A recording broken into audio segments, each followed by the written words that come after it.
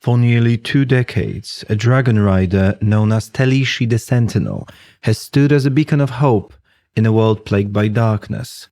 Her name spoken in hushed reverence by many in the Empire, where the dragon god is worshipped as the divine protector of the realm. For years, she has served as the Empire's shield against the relentless onslaughts of chimeras, an ever-present spectre of political turmoil. The story of this legendary dragon rider is interwoven with the destinies of 3 other riders, each a pupil of the legendary Sentinel herself. Caduceia Mercurial Dance is a proud daughter of a ruling family in a small remote province. She is known for her quick wit and fluid grace. She possesses a natural charm and charisma that endears her to all who meet her, making her an invaluable asset in diplomatic negotiations and delicate situations. Her compassion and empathy are matched only by her unwavering dedication to her kingdom and its people. Violet the Affable embodies compassion and creativity in her mission to protect humanity. True to her moniker, Violet is known for her affable nature and boundless creativity. She possesses a gentle spirit and a talent for finding beauty in even the darkest of circumstances. Her empathy and compassion are her greatest strengths, guiding her actions and inspiring those around her to believe in the power of kindness and solidarity. General Hazaron Riel is a military man of uncompromising principles. Driven by his sense of duty, honor, and faith, he is unflinching in the face of adversity, with a pragmatic mindset that allows him to make tough decisions when necessary. While his demeanor may be stern and his methods might be ruthless at times, his ultimate goal is to serve the Empire and uphold the values he holds dear, guided by his unwavering belief in the Dragon God and its divine will. Our adventure commences when 3 messages are delivered in 3 corners of the Empire, drawing Caduceia, Hazaron, and Violet to the heart of the Empire's capital. What lies hidden within the hallowed halls of Isida? What dark truths await those who dare to uncover the mystery of a legendary diet? Welcome to the Sentinel's Secret, where the sins of the past cast long shadows over the promise of a brighter tomorrow. Each of you is a dragon rider in a very different part of the Empire. Empire, as you know, is as vast as Aslaug's wisdom. And each of you is undertaking a quest with their own wing in a very different part of the universe. None of you know each other. However, the events unfold, which will bring you together in the very heart of the Empire, as the secrets of Veseda will be revealing themselves to you. On one morning, each of you receive a message, a letter, a very, very important letter. This letter is brought in a special canister that was inscribed with the seal of the main temple itself, the voice of Aslaug. The high priestess has personally granted this, sealed this container. What would you like to do with this message? Well, I definitely would like to read it, but even to break the seal makes my hands a little shaky because I'm excited to know what's inside, but also this is not just any seal. This must be something special. So I'm going to break the seal and read. Mm-hmm. Your heart is pounding when you do it, and as you open it, you feel exhilaration. General Hazaron, what would you like to do with your message? You guys are not in the same room, but you all open it at the same time, or not. So, are you opening it? Another order, and I just break it and put the letter out. Yeah. All right. So you unroll the parchment. Caduceia, what about you? While I received the message, I was meditating, and I felt a slight disturbance that something is coming, maybe. And when I touched the seal, I had this feeling that something is going to change. So I didn't wait, and I opened it, very curious, but also a little bit intimidated by the importance of it. you immediately feel a surge of exhilaration reading the last words on the bottom. And the words are, "Thus spoke Aslaug." This particular phrase can only be used in the most important in dire moments, and no dragon rider can ever ignore it. It means that the high priestess believes that this is that whatever the message was, it comes straight from God himself. Now, so just reading that, you realize that the temple, first of all, must have used magic to send this message, as the message reached you over weeks of regular travel. So they must have used magic for that. At the same time, you realize that no ordinary acolyte or even a high-ranking official can't have written it, which means that it might have been written by the voice of Aslaug herself. So you proceed to read the message, and it is incredibly brief. It says, "You are required to attend the high priestess at the first possible occasion in her temple in Veseda." And that is all. There is nothing else. There is no red tape. There is no there are no formalities that can't have been written by an acolyte. So you feel that this is something very special as you roll the parchment back. What would you like to do? Well, I'm not waiting anymore. I want to go to see my dragon, of course, Aurora Seraphine, and share with her this important news that we will be leaving our home and visiting Veseda to perform this mission, whatever it may be. Aurora, your friend, has felt your anxiety and is very curious to what is going on. Your bond with her has grown immensely over the last few years, ever since you started riding her. And in just a very quick moment, just a glance was necessary for her to understand the immediacy of the situation. Violet, Hazaran? Yes, well, when I read those words, "Thus spoke Aslaug," that was enough for me to almost bend my knee. Like, I bent my head, and this is something that I almost hear inside my head. Is this really a voice of Aslaug?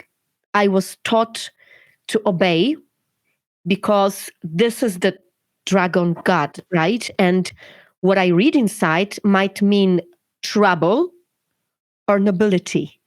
And I wonder which of these two it's going to be. Mm-hmm. And I hope it's not trouble, but it's more likely. So I'm a little scared, but only a little bit for this moment. And of course, I feel respect. And this is not a discussable topic.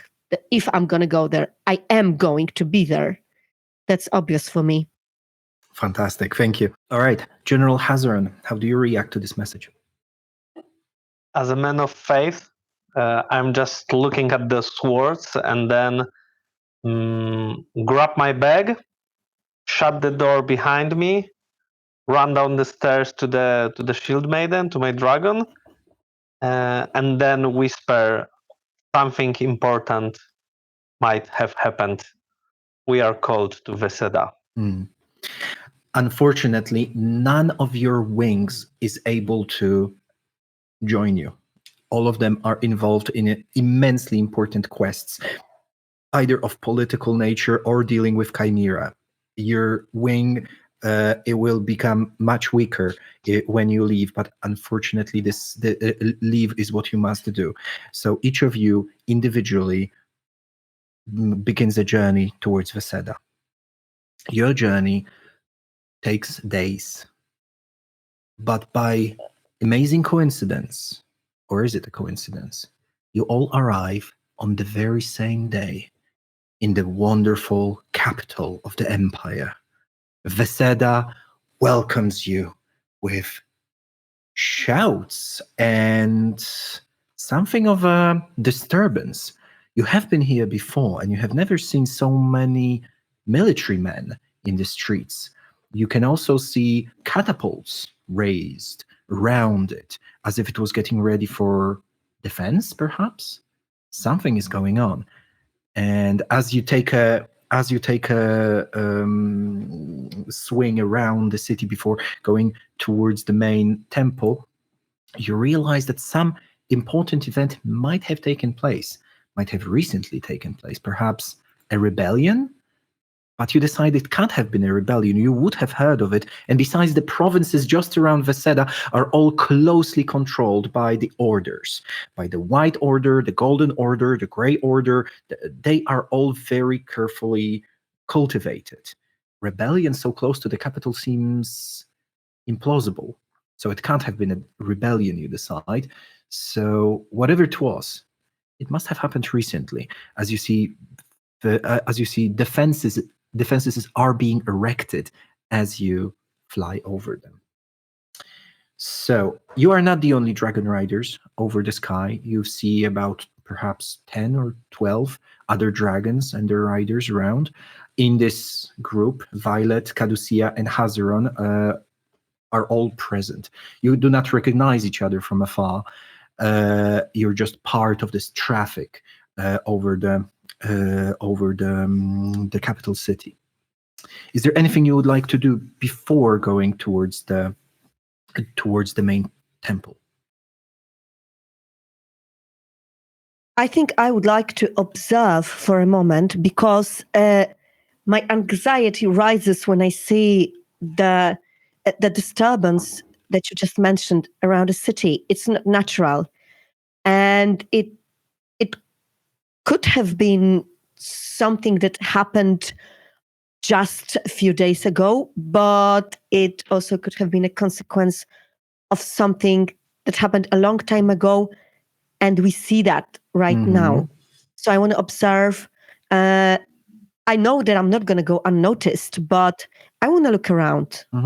So just a general glance, right?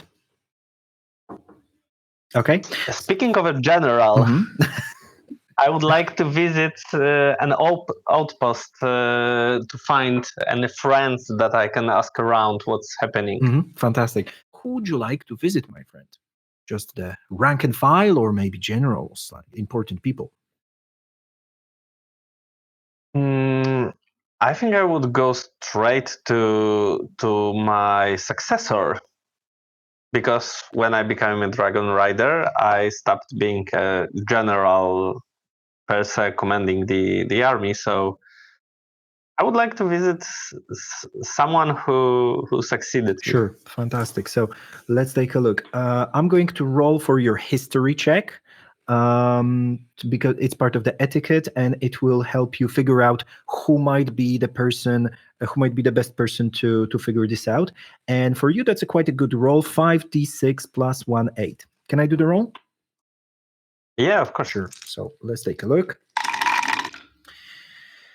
No success, 2 ones. So if you want to push it, that's a bit risky for your vigor. You're not sure. You would generally go to the top of the red tower, where where you received your nomination, and where some admirals and generals might be around, and just ask around there.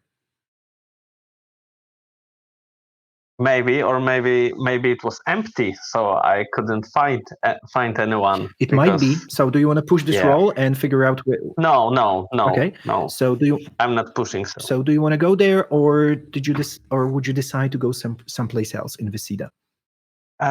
If not an army, it would be the faith. So I go straight to the priestess. Probably, maybe she will tell me to wait for the meeting, but I'm a straight, simple man. Go straight to the point. All right. So going straight to the temple. So you are the first person to be greeted by our purple attendants. So as you guys can see, your purple attendants are all very excited and all ready. The tower that is prepared for visitors of the high priestess herself has already been prepared with you in mind. So there is a platform outside of the tower with 3 nests, and each of these nests is made to accommodate your particular type of dragon. So as you were the first to arrive, and you see that your shield maiden has immediately chosen the type of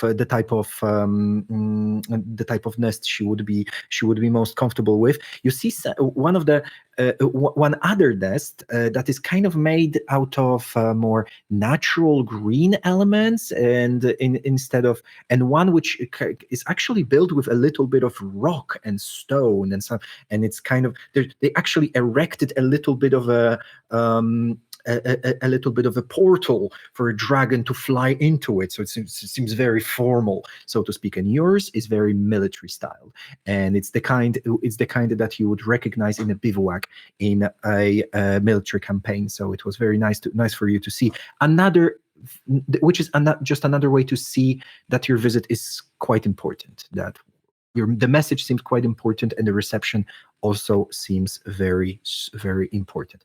Now we're going to cut from Hazeron and go to Caducia.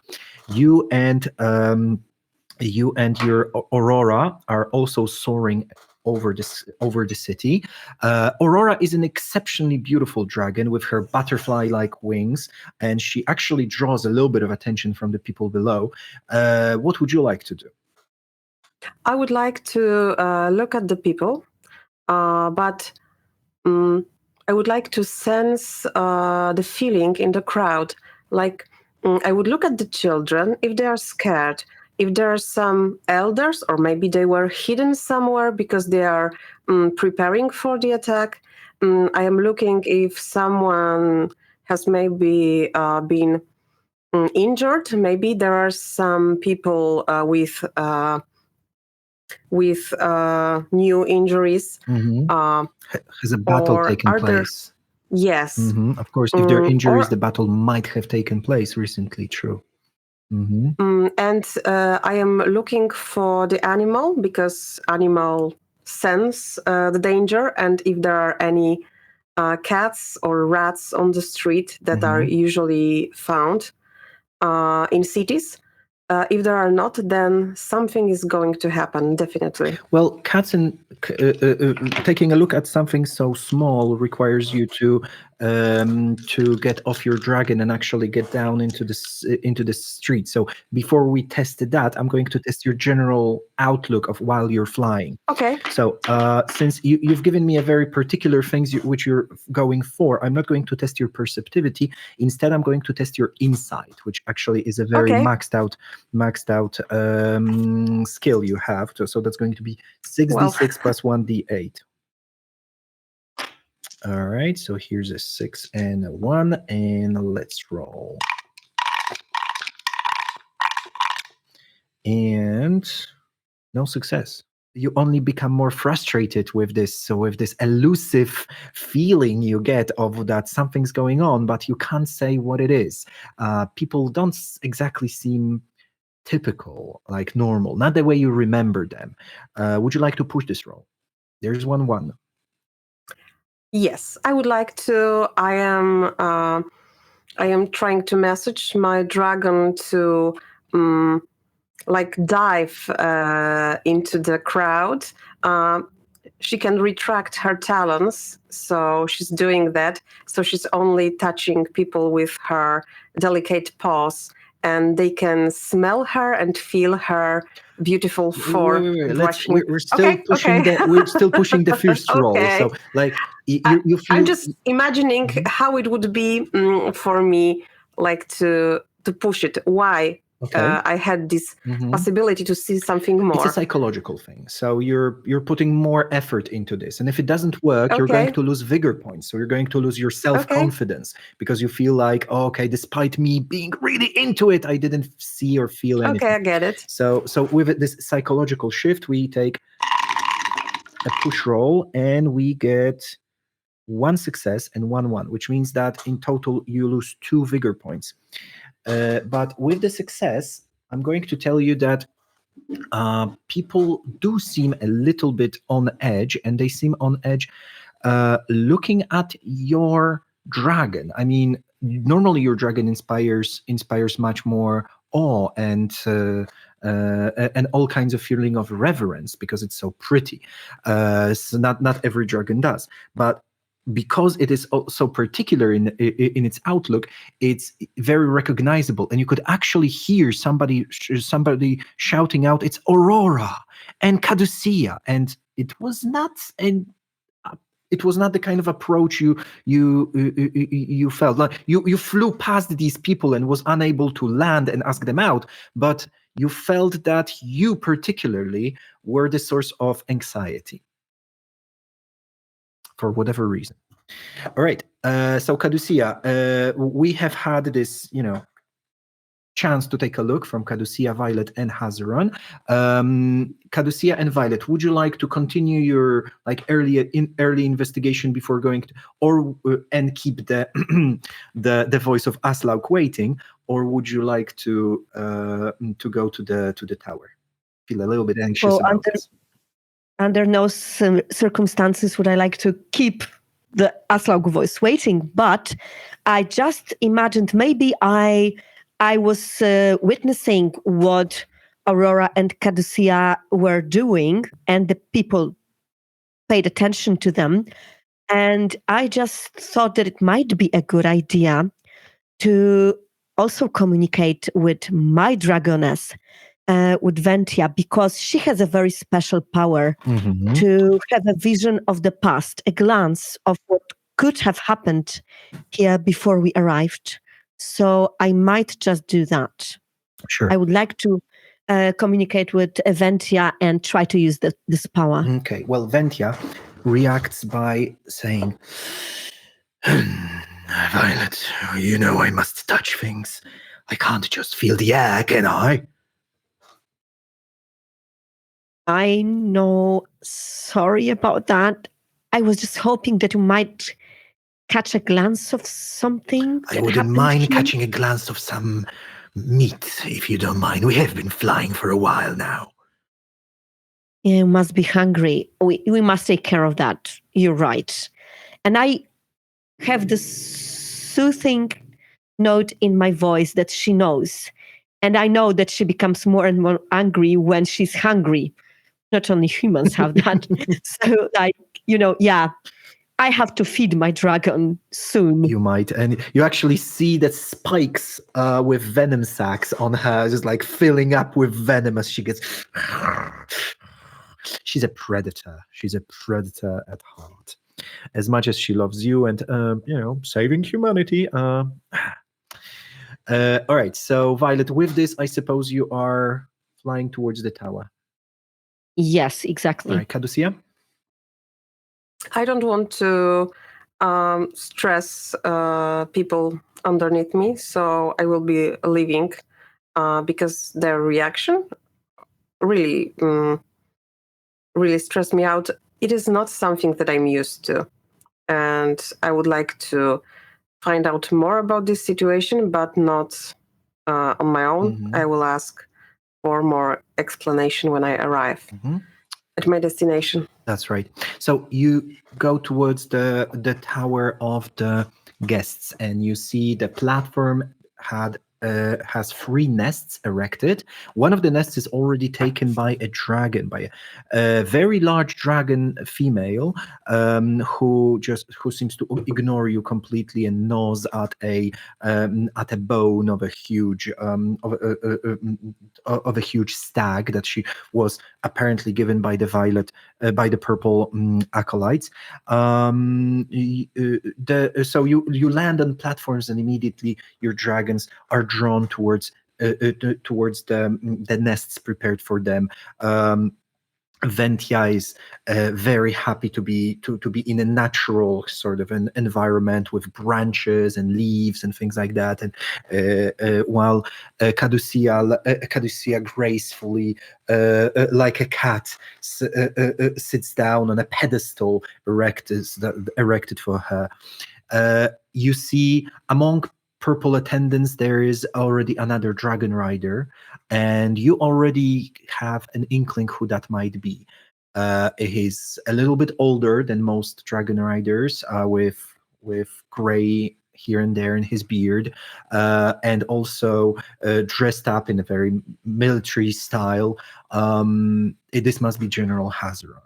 Hazaron, you see as the two dragon riders dismount their steeds and go towards you. One of them is must obviously be the beautiful Caducia, the ward of the white, the ward of the white order, the famous negotiator, and also like you, a pupil of famous Talisi. And the third must obviously be the artist, Violet the Affable, the sweet, gentle, and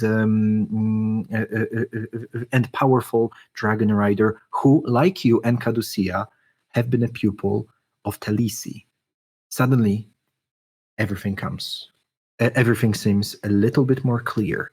Could this be the reason you're here? Now, there are purple attendants around you. General Hazaron has already been discussing some things with them, probably diet of his dragon. So, my dear players, you may react to each other or interact with the purple attendants or interact with your dragons. The floor is yours. So I take a look at those two dragon riders who obviously are here for a very similar reason that I am. I suppose so. And there is this glance of recognition, and I just bow my head in greetings. I do not want to disturb, especially not General, who is probably discussing something important, but I want them to see that I'm there, and I want to greet them, and I want to have a little chat before we go any further, because I think we will have a lot of things to discuss. Yes, I also want to greet both of the pupils of my mentor, because I heard some stories about them, and of course I'm very curious. But also, since so important riders were called for help, then the adventure in front of us may be more dangerous than I thought at the beginning. So I am approaching them also. I'm towering over the attendants, so when I see the Violet and Caducia like greeting me, I immediately launch myself towards them, open arms, like finally someone respectful to talk to. What might have happened?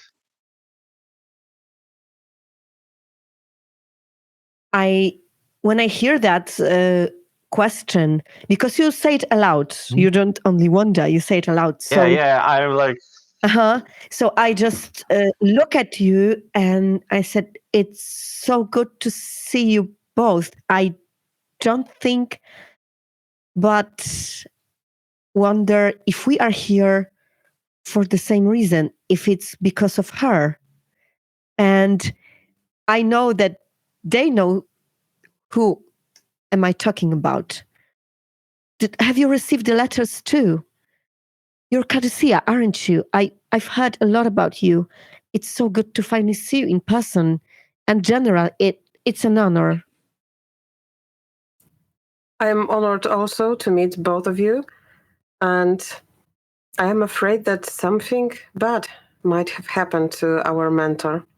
I should add, you are surrounded by purple attendants, by the purple acolytes, so you don't feel the conversation is very free. You are used to purple. Well, Violet is a word of the purple order, so she knows them very well. But every dragon rider is used to purple. Well, eavesdropping a little bit too much. So this needs to be mentioned, as this is not a completely private conversation yet. I think it was also natural that I lowered my voice a little. And as I know, because I've been a part of this order, I know that they hear everything but speak nothing. I mean, they speak between themselves, so there will be gossips. Or do they? But probably, of course they do. I mean, maybe you don't speak about it aloud, but everybody knows that. And it's like probably they know more than we do at this moment. And I would also like to see if I can see any familiar faces or new faces in the order. Maybe I've known somebody for a longer time and I can also talk to this person. Well, unfortunately, no. Purple Order is very, very large, and we didn't discuss this, but I wouldn't assume you were a Purple Order from Visida. I would assume perhaps you were from somewhere else. When Telesi invited you on a journey, so none of these people seem you don't seem to recognize any of them. The picture shows five figures. As you see, 3 older men and 3 younger women. The older men are priests, the younger women are acolytes, and you know that especially in these kind of very institutionalized places, there would be higher and lower level attendants to every dragon rider. So the higher level would be would help you with any needs you may have of the higher nature, as if you need some equipment, or if you need to organize a meeting with someone. So there would be sort of your PAs, like somebody who can get things done. While the lower level acolytes, they would be the people who would bring you food and dress you, and also bring food to your dragons, and they would be with you all the time unless you explicitly ask them to leave. So Cora, Suri, and Kali are your acolyte attendants, and Raimi, Sylvester, and Ismail are your higher level attendants. So you can, as you started conversation, they immediately withdrew and they wouldn't speak until you finished. But they obviously probably have things to talk to you about.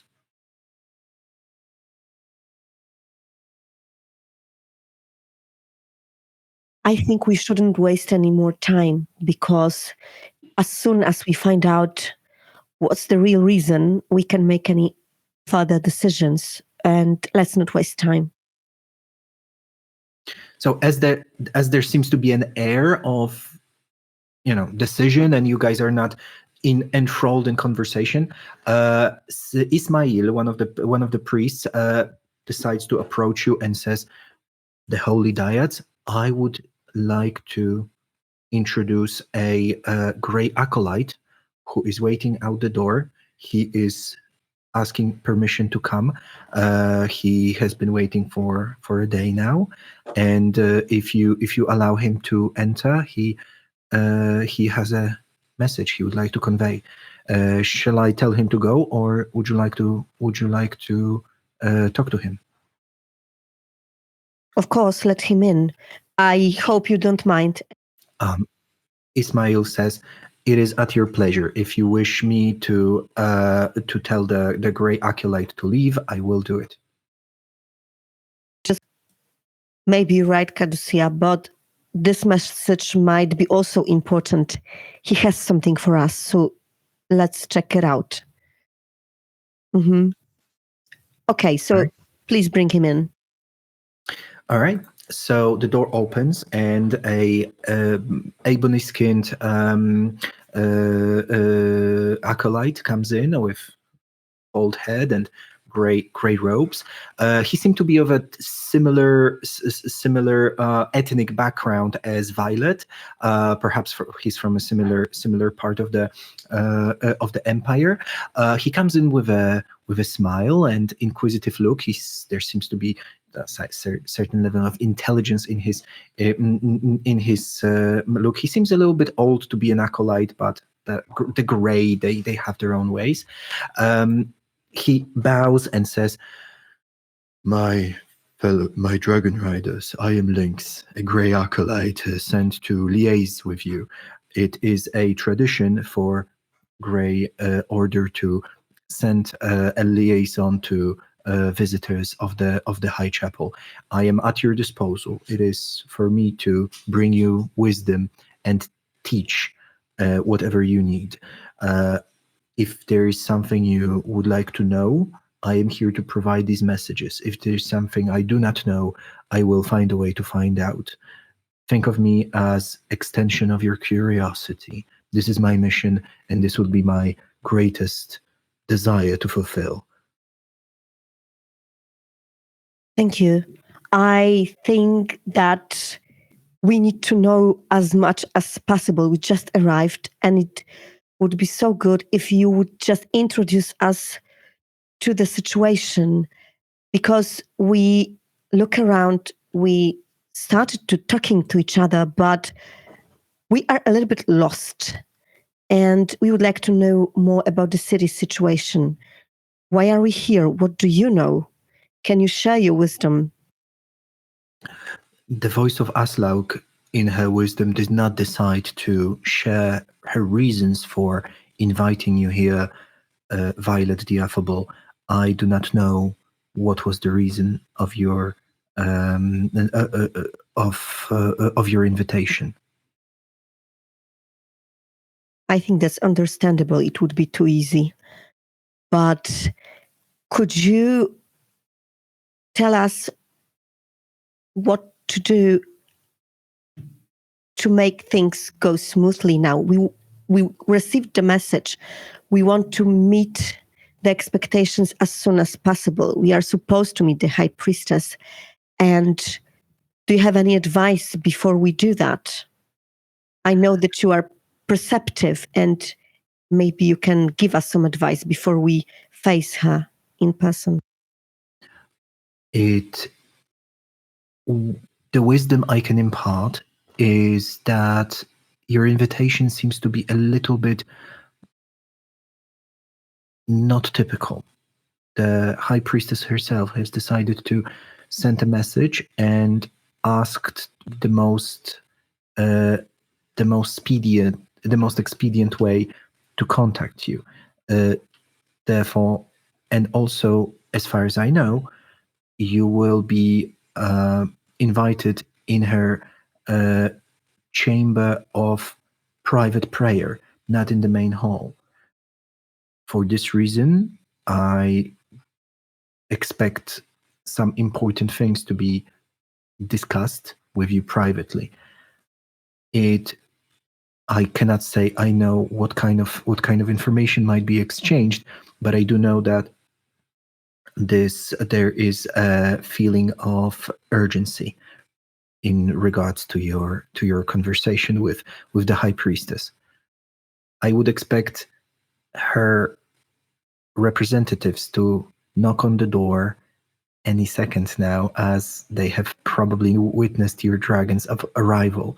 And I imagine they might just be on the steps below us right now, so we might only have a few more seconds of this conversation before they arrive. Those might be precious seconds. And I say and I take a look at Caducia and Hazeron to take a look at their faces. What do they think about it? And what do they want to say in this situation? Why were people so surprised to see me? Maybe not surprised, maybe a bit scared, anxious? Mercurial Dance. Aurora Seraphine is a very unique dragon, and she's very recognizable among the people, not only among the orders. Therefore, your name and would have been exchanged in the streets. I believe that people might have expectations about your coming and perhaps about your person in relation to your mentor. Everyone knows what happened to your mentor a week ago. Everyone? In the streets of Veseda, it's a very wildly talked about issue. And I don't know if you are familiar with the events of the Claw Pass that transpired just a few days before. But everyone in Veseda is, and the reason why the city is on alert is because of your teacher. Everyone knows Caducia and Aurora Seraphine are our pupils of the great Telesi. with that, Astelesi is being considered something of a... And at that point, the doors open, and priests appear. Priests of golden and black and red and white robes that mix and match all the colors of the orders. The part of the private offices of the high priestess herself coming. They are surrounded by about 10 attendants. They come into the room and go straight beeline towards you, and you see how the violet attendees and also the gray acolyte just move back sort of into the shadow, just retract completely, so that the representatives of the voice of Aslaug can go straight to you. Now you see a tall woman of brown skin in the center that says, "Welcome, Caducia, Hazron, and Violet. You are asked to join the voice of Aslaug immediately. I apologize for not giving you time to freshen up, but the voice of Aslaug personally asked for your attendance." I just nod my head and look at my companions. Let's go. They make a room for you to go and whisk you away. Walk out the door, you see Lynx, a gray acolyte, looking towards you with apprehension, perhaps. You're not exactly sure what it was. So you're being led down staircase and then through a number of corridors, not into the main temple, but into the smaller temple, the one that was actually built by Ves himself, the first dragon rider, hundreds of years ago, exactly 320 years ago, as he defeated the first chimeras. He built his first temple right here, and the temple still stands, but it is of course too small for the modern city, so it has been only used by the high priestess herself. And there in the in this building that seems to emanate a very special type of reverence, you are led into a very small chapel, one that would maybe accommodate 100 people maximum, and all the entourage, all of those colorful priests, they are left outside, and the doors are closed shut behind you. You find yourself in the entrance to this main hall, and in the main hall there's an altar. Behind the altar, there's a very old-fashioned statue of Aslaug. Aslaug isn't being represented like this anymore, not so ferocious, like that. Around it, golden and red candles are presented everywhere, and there's a smell in the air that suggests very strong incense that seems to make your head spin a little bit. You see a woman in front of the altar. She's to your back. Her back is turned to you, and she is not wearing a veil, which is amazing, because the high priestess, in all the ceremonies, she always wears a veil. Nobody ever sees her face. You do not see her face either. But just the fact that she might turn towards you at any second is enough to make your head spin. Nobody sees her face. She's about 10 to 15 meters away from you. Okay, do I feel any kind of... Oh, but I should mention your dragon stayed behind. Yeah, so this is like a scene without a dragon, Yes. if we use anything. Yeah. So actually, this is a good thing at this point.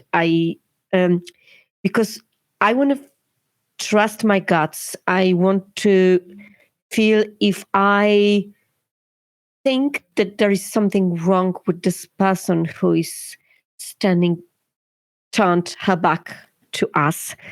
this is not natural, and Mhm. I want to check it out. I hesitate for a moment. Okay.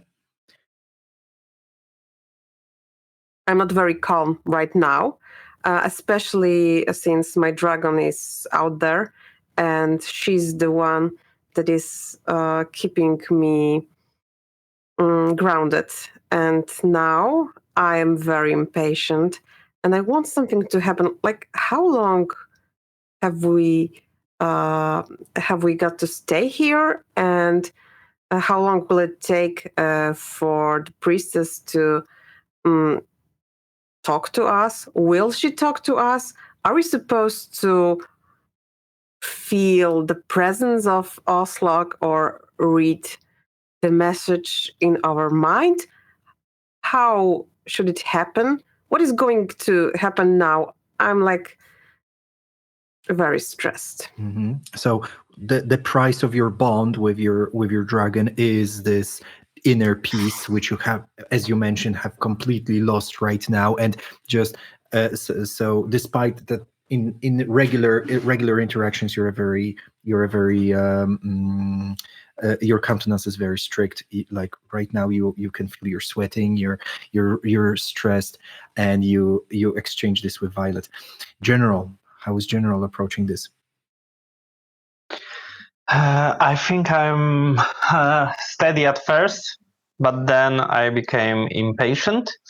I have strong faith in the whole Dragon Riders Oslog thing, but now I'm just a soldier that is in the situation he never thought he could be.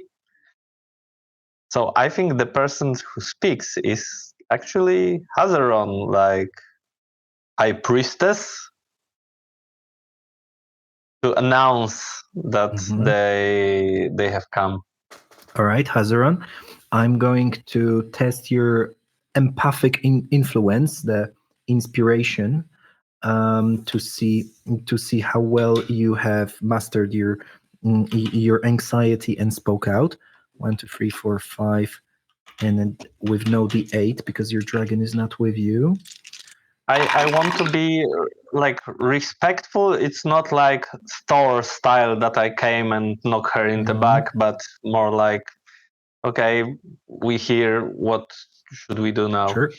We got 2 success and no ones. So your voice sounded very confident, and you guys heard the echo in this small chapel go, High Priestess, and her movements stop.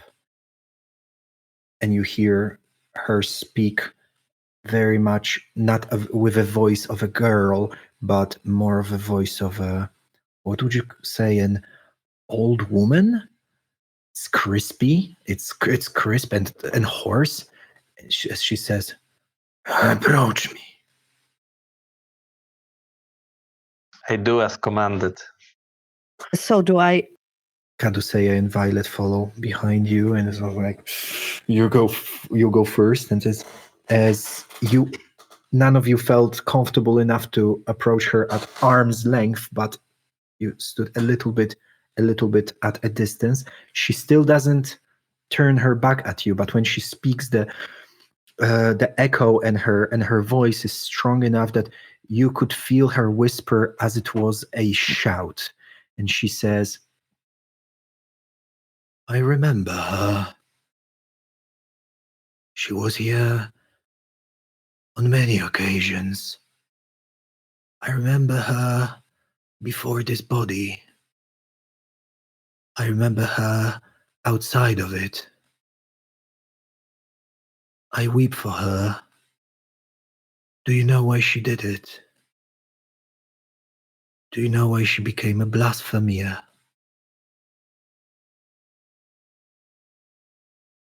My jaw drops at first, but I need to react to those words with respect. I'm overwhelmed by what I just heard, and the first words that come from my mouth is, without thinking, I'm afraid we don't, but I am sure that she couldn't have done it. It must have been a misunderstanding. She must have been framed by someone.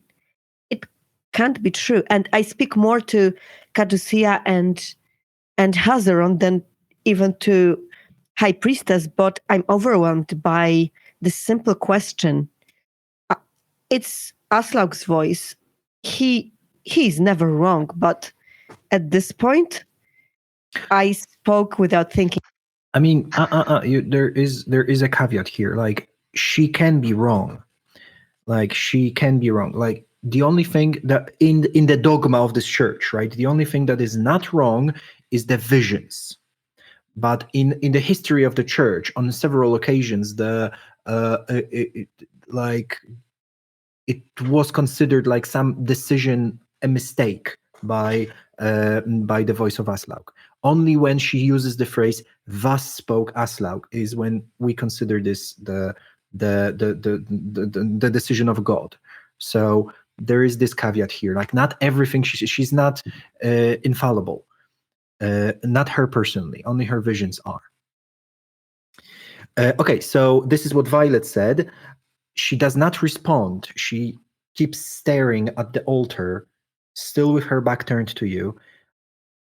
The silence is deafening.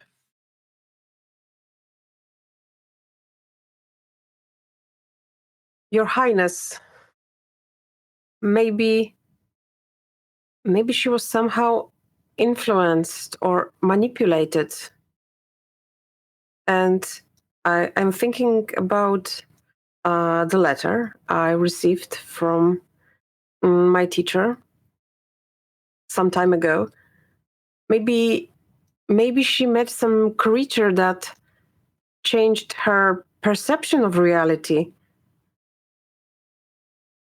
She was convicted.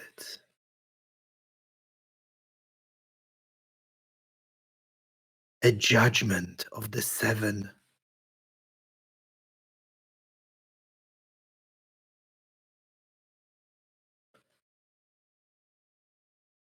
Yet she did not accept for her fate.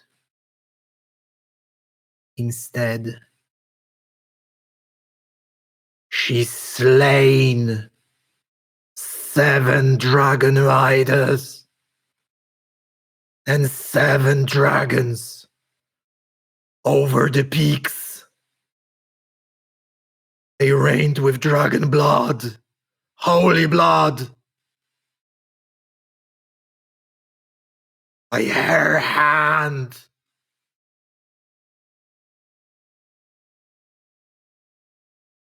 I'm speechless, and I want to shout from the top of my lungs that this cannot be truth, but I hear the pain in this noble voice, and I hear that somebody who witnessed it must have been convinced that it actually happened. And this number, 7 dragon riders, 7 dragons, this is a bloodbath of a holy blood. And I think I just feel weak on my knees. I want to fall down on my knees when I hear that. This is horrific. Elise It couldn't have happened. met 7 dyads over the peaks of Claw Mountains. They met her and judged her as a blasphemer.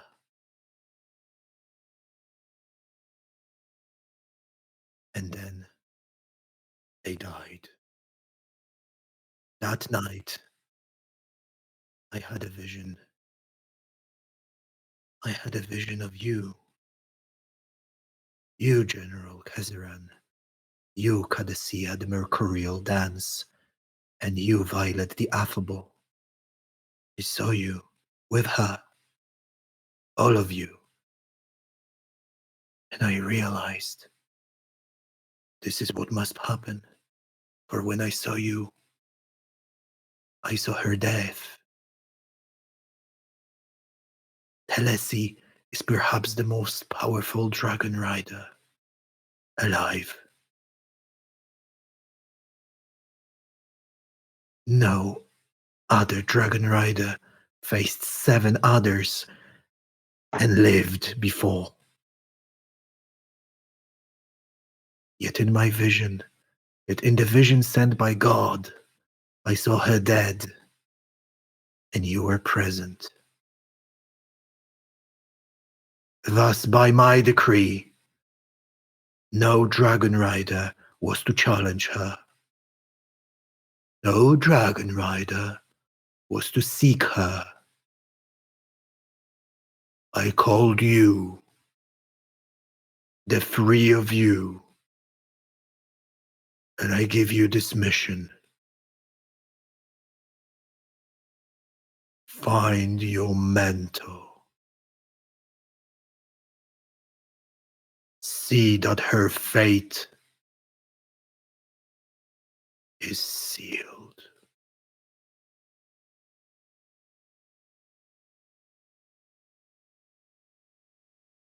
As shall it be.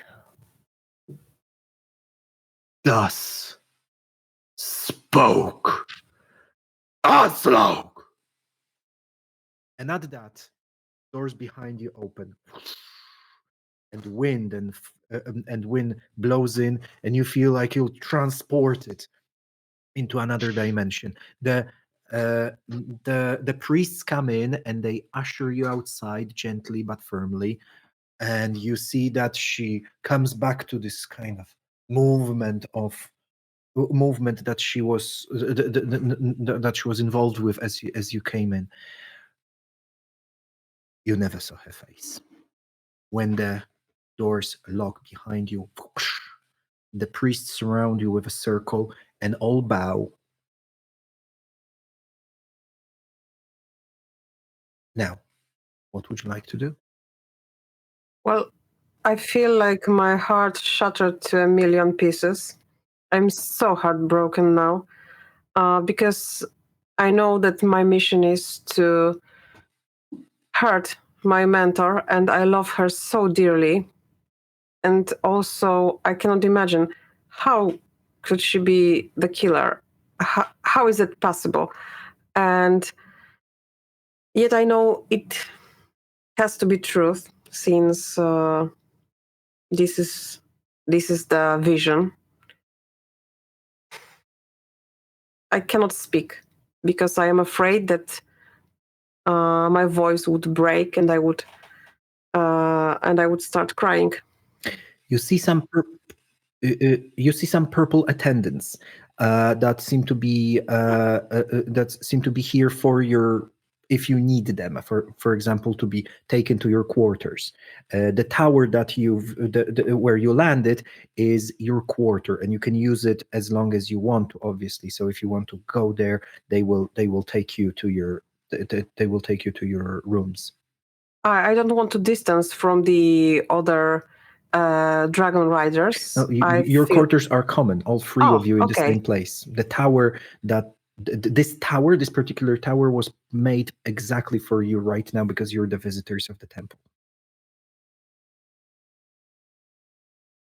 Okay, so in the opposition, I see that Caducia cannot speak, and I feel stronger because now I feel that my other mission, is to prove that she couldn't have done that. And I remember the letter, and I remember what she said, and I just look and say, General, do you think that she really could have done that? We need to go to our quarters and have a discussion, a solid discussion. We need to decide what to do. I look around for the violet cloaks, and we must not speak of it now. we don't want to be called the same as she.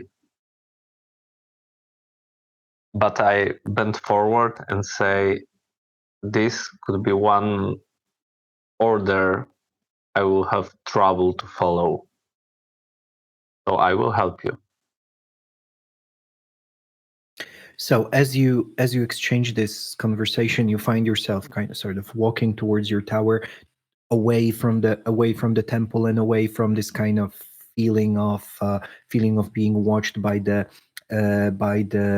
high priestess attendants, and your purple acolytes, they follow you, the free girls that are supposed to be here at your every command. When you get close to the tower, you also see Lynx, the gray acolyte. He's also there, and he bends his head, and he, just by his posture, you know that he's presenting himself to you if you need him, and you know that he will be here outside of your door until he collapses, perhaps. You're not sure exactly how that works, but he will be at a second notice as if you want him to visit you. So you find yourself in your private quarters. They are obviously very comfortable, and they are also decorated in such a way to relate to your traditions and customs. Your dragons have already been fed, and you see that they are all sleeping after a very long flight that you had to take with them. You're also very tired. The flight was a huge strain on your stamina as well.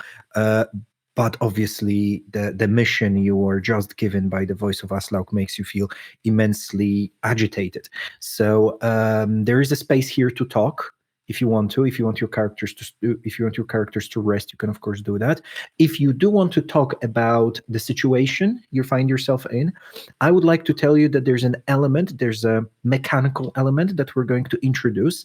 The topic of our lesson is past modal verbs, and you have already seen a couple of past modal verb sentences, and here are some of those examples that I highlighted. And as you see here, past modal verbs are those might have done, can't have done, or must have done, which are very useful to talk about what you exactly want to talk about right now, which is speculating about the past, what might have happened with Talisi, what can't have happened with Talisi, and what must have happened with Talisi. Now, because this particular moment in your story is the sort of investigation moment, so what the skills that you guys need for investigation are obviously insight and deduction, right? Remember, you can test deduction. You don't have to figure everything out on your own. You can just tell me like, what does deduction of my character say? So I'm going to give you a pool, like your common pool for this, for every time from now on that you guys use one of those structures. Every time you use might have done, can't have done, should, must have done, I'm going to mark a +1 on your investigation pool. And you guys can draw from this pool every time you want to deduce, like, okay, I want to roll for deduction on this, can I use pool? Or insight. So it's like, okay, I want to look at this, it's like, what do I see logically? Remember, insight is different from perceptivity, right?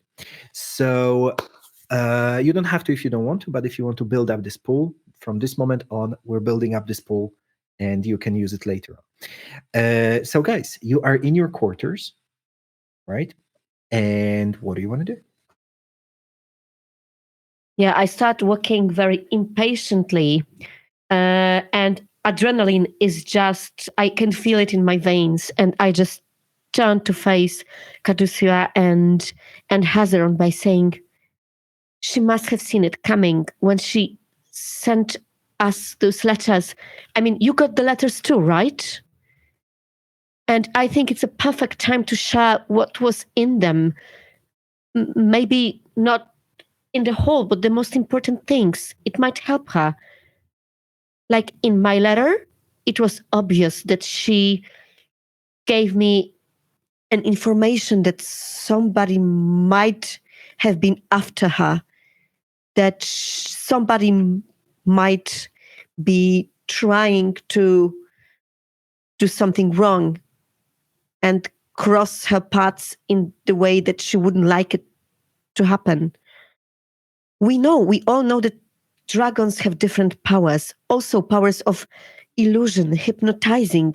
Maybe somebody did this huge thing and hypnotized the witnesses, and it actually might have never happened. But like, I have hundreds of thoughts in my head now. What do you think about it? Well, Violet, it breaks my heart, but I think that it might have actually happened. Because she wrote to me that she met a chimera that had the ability to influence someone's mind. And she might have been influenced by it. She already killed her friend who became her who attacked her, and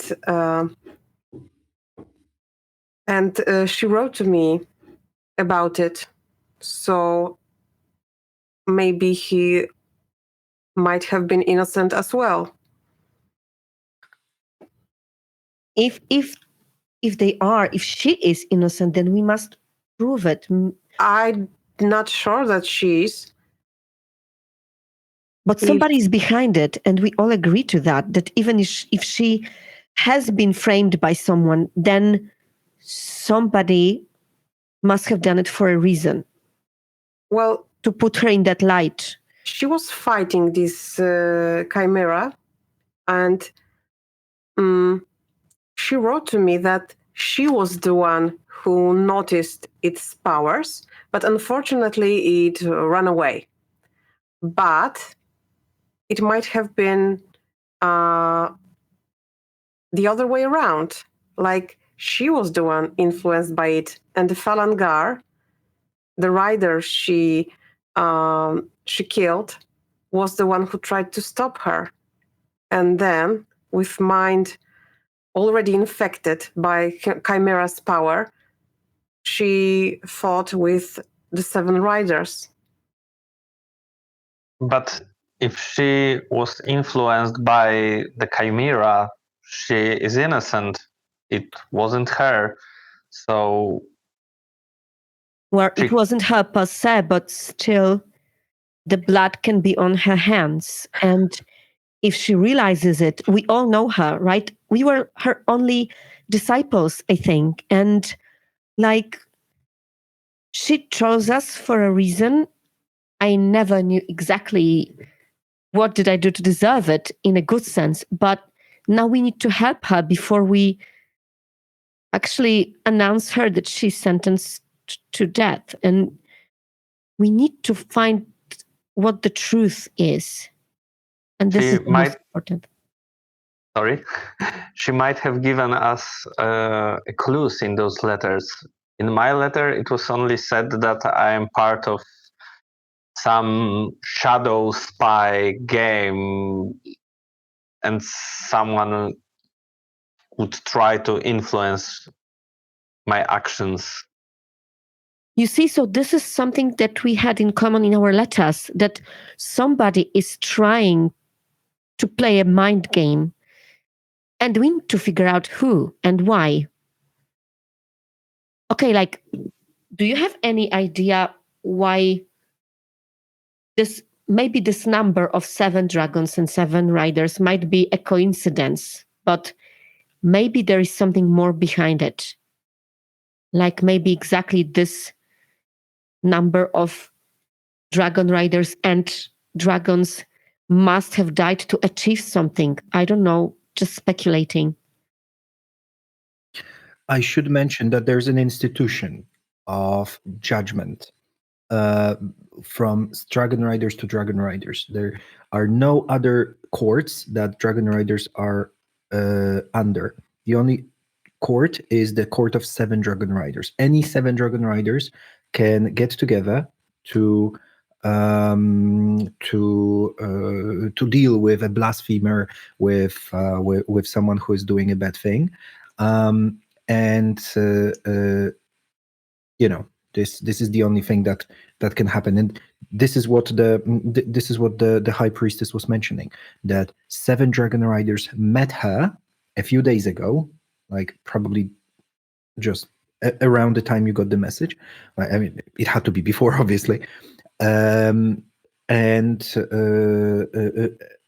there was fight. Then she died. So it's assumed that they judged her and fought her for that reason. So there, 7 riders is a court, so to speak. Any 7 riders is a court. But we don't know what she was judged for, except being a blasphemer. But also, something we can start with is, were they part of one wing or couple wings? Maybe it was one group that faced the Chimera and was influenced. We and Hazeron, like, we should assume that she's innocent, but also assume that we are being used to get rid of her.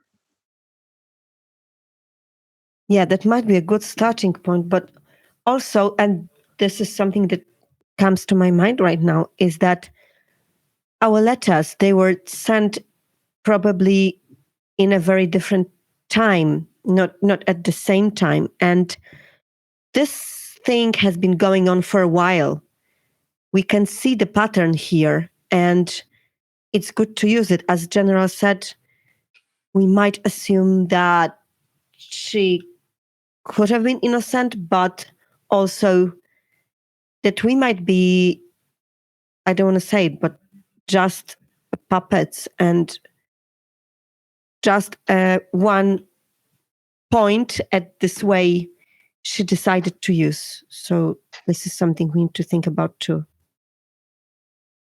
At that time, when the Violet speaks of that, Hazeron reaches behind his armor to take from the pocket of his heart, take the letter. It's like crumbled together. You can see the drops of ink that were smudged, maybe from tears, maybe from reading in the rain. You don't know. You see a general, but she always dated her letters. What years are on yours? Mine is 315. It's 320 year ago. Let me check mine. And I also, because I also cherish I used to cherish and still do every letter and word from my mentor, because it was precious, and it wasn't that that often that she would send me a letter, but it is 319. So the game was long. Did she mention the Chimera in your letters? Or some people that were influenced by something, or some betrayals? Yeah, not very directly, but yes. For me, it was only the orders that are part of politics and betrayals.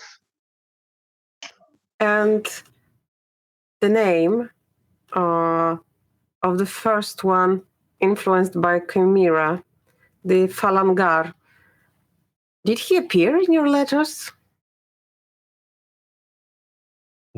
Maybe we heard about him, maybe the history, or... Sure, you can test history, absolutely. So that's Hazeron.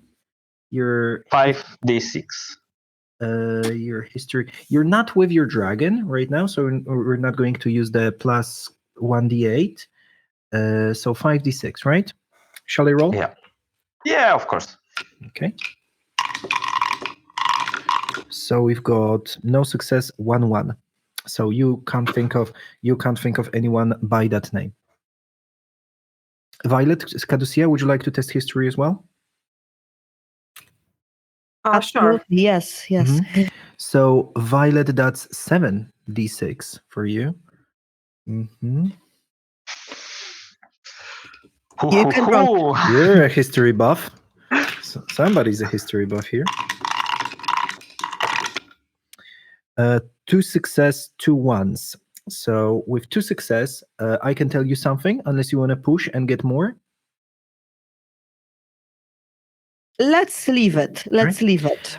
So with 2 success, you do remember that there was a song, there was a story of this dragon rider. He was part of her. He was part of her wing, and then they broke away. And for many years, she was alone. And as far as you know, like she was alone and without a wing for a good portion of 5 or 6 years before now. And the reason for that might have been due to her losing wings. She actually lost 3 wings over the course of her long service. She was the only survivor of 3 different wings in the first 1.5 decade of her life as a dragon rider. So he used to be part of her wing, and then they traveled together for a while and journeyed together, quested together, and that is as much as you know. You don't know how he died. You haven't heard that story exactly, but you do know that he was a powerful and old dragon rider. Not like you guys. You guys, none of you have been a dragon rider longer than 5 years. Like, it's generally considered that dragon riders who survive over 10 years are usually very, very powerful, right? And he was one of those. So he would be, equal in power or, similar to her, and experience probably. Yes, so Caducia, would you also like to roll for history, since we're on this? Not necessarily. I mean, we have quite a lot of information. I mean, I know how he died, so I can share this knowledge with the rest of the group. Yeah, I also share what I reminded myself. I definitely want to tell you about the story, and also reminding myself part of the letter and partly answering Caducia's question. Was there anybody she mentioned in particular? I remember that she wrote me that what troubles her the most is that someone or something might have been actively working against her, because what she wanted the most was to go into Wes himself footsteps, and she was about to discover something, and it might also be important. I would like to find out if there are any mentions in the archives, or maybe my friends ever have met anything about the mind influencing chimeras, the ones that can manipulate dragon riders, because it might have been some sort of trickery by our teacher. I don't like to think about it, but it is also the possibility. She planted the idea in our heads that someone has been after her, that she has been framed, then maybe manipulated. Maybe she just wanted to have an excuse to get rid of Falangar? So what you can do is we can test your knowledge of history, which for you is actually immensely high. It's 9, and due to the fact that you are a ward of the White Order, and also with aristocratic background, so obviously your general knowledge of history is much higher than typical. So you might know something offhand. On top of that, you can visit some libraries in Vesida. However, different orders have different archives, and you're generally it is assumed that dragon riders are the most important people, blah blah blah, but orders have their secrets as well, and it is kind of common knowledge among dragon riders that orders don't share all the secrets, and especially the gray order, right? They're considered something of spies. Well, they're teachers and also spies, and also they deal with magic, so they are this incredibly secretive group. Purple, they have much more information about dragon riders than anybody, but they don't have an archive, they don't have a library, they don't share anything. The white ones, they have immense knowledge about governments, about kingdoms, about pretty much everybody, and quite a lot of that. And like, as much the extent that is huge, but it's only a morsel of what is actually out there to learn about the whites knowledge. But I think that we can safely assume that once I received this letter, it was interesting enough for me to check more about this chimera that fled, and it seemed like a really dangerous creature. Mm-hmm. So I think I would check that earlier in the archive. Perhaps you can even say you would have checked it. Yeah. Oh, yes. That's right. Fantastic. Okay, I love that. So I'm going to give you a free push on one history roll about this. Okay, so you don't have to pay with your vigor if the push fails. Okay. Okay. So let's roll. And out of the 9, we only get 1 6. We also get 2 1s, but we don't care. So now let's push.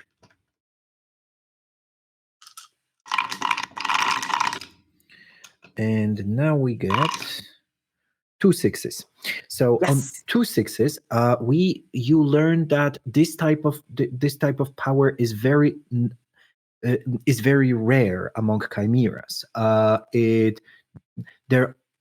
There are the chimeras are different levels, right? There are these killers of men, there are killers of cities, and there are killers of empires. And among the killers of empires, they're pretty much godlike. Like the only 2 or 3 have been cited, really, and it's maybe 2 or 3 have been fought, and maybe 5 or 7 have been cited.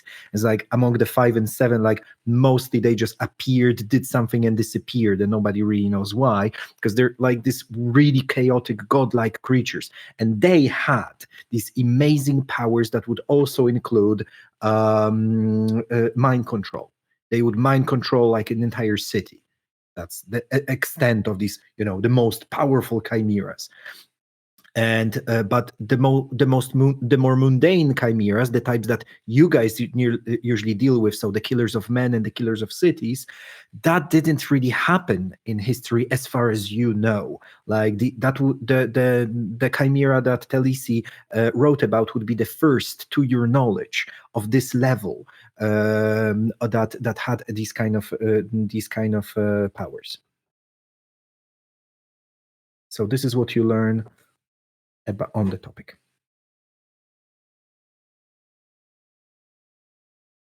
And I would mention that your pool is now at 6. So if you would like to test your deduction, you can also do that, and you can get some extra information as like what your character would have deduced on the topic. So I can give you additional information if you want to make these kind of rolls. Okay, so I also wonder aloud and I say,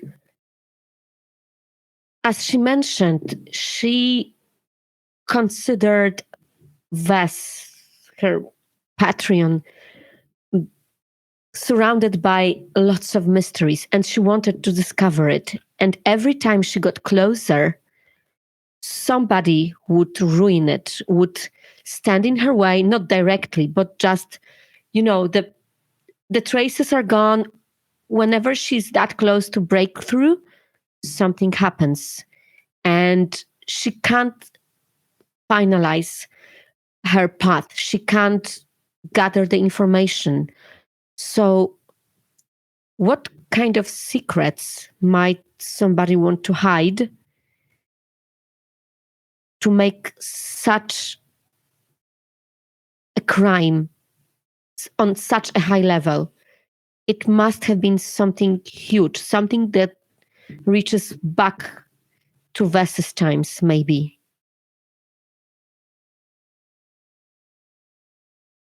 You can make a deduction roll on this if you want to. Is that what you Yes, want to do? of course. All right. Yeah, Now, absolutely.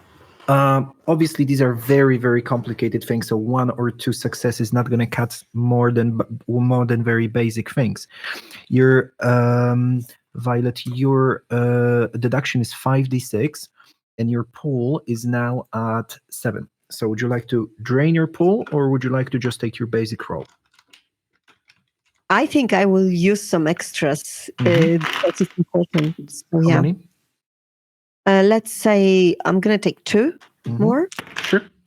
All right. So your pool is now at 5, guys. All right. Now, 1 success, unfortunately.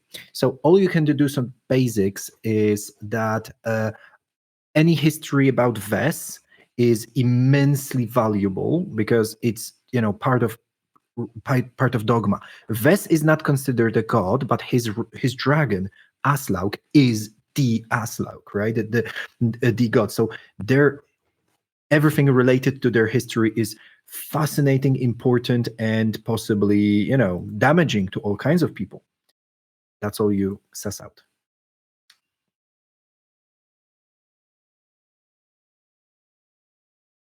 Maybe if she was following Ves's history, we could find out what she was investigating.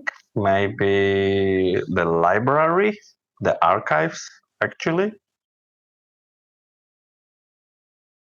Yes, that would be a good idea. Also, if we could later get to our dragons, Ventia has this really good talent that might help us to find out what happened in the past. But to that, we must be in certain place and to grab a piece of something that was actually a piece of an object or a person who was participating in the situation in the past, but it might help us. And library is certainly a good start to look for. Or if it's an option, even better would be the Claw Mountains where the fight took place. Maybe we could see actually the judgment and the accusations. I don't know how this power works exactly, but Yeah, well, maybe we will not see exactly the whole scene. It would be too much, but we might get a little glimpse of something, and it might give us at least a couple of information. So it would be good to give it a try. going to the archives could be dangerous. I don't trust the orders based on what we received in the letters. So maybe we should try the battleground first. Yeah, that might be a good idea. What do you think, Caducia? I think that that the fact that they just believed that our teacher is the blasphemist, they didn't doubt it. Like, they are not trying to find the reason why it happened. They just want to punish her. They want us to deliver the message and punish her. Yes. Then I think that maybe we should try to investigate it a bit at first before we try to find out about it from the Can you other. see? Oh, sorry. No, from the others. Like maybe Link could help us. Links. Oh, he's definitely waiting for anything you want him for. Him too. Yes, we should talk to him. Guys, you can also see the map that I prepared. This is the map of the province around Visida. So you would notice that there are 2 castles and three castles, so to speak, and 1 city.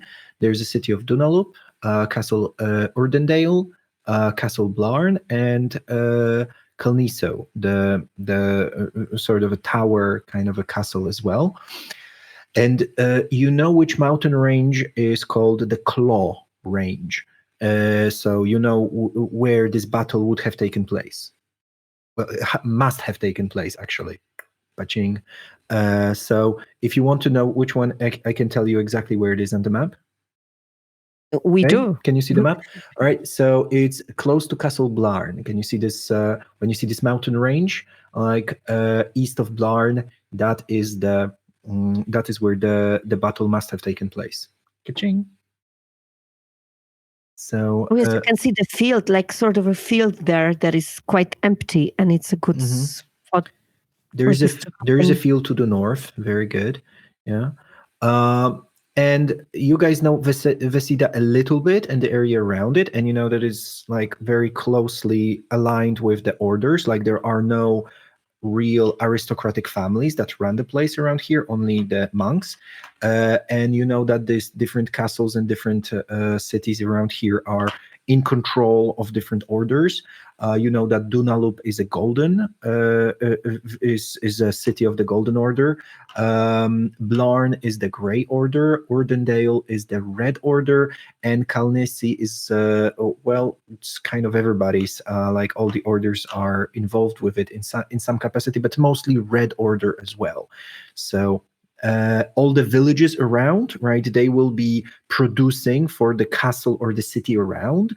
All the local taxes and so on. They would be transferred to the local city or castle, and the appropriate order would have been involved in managing of this area.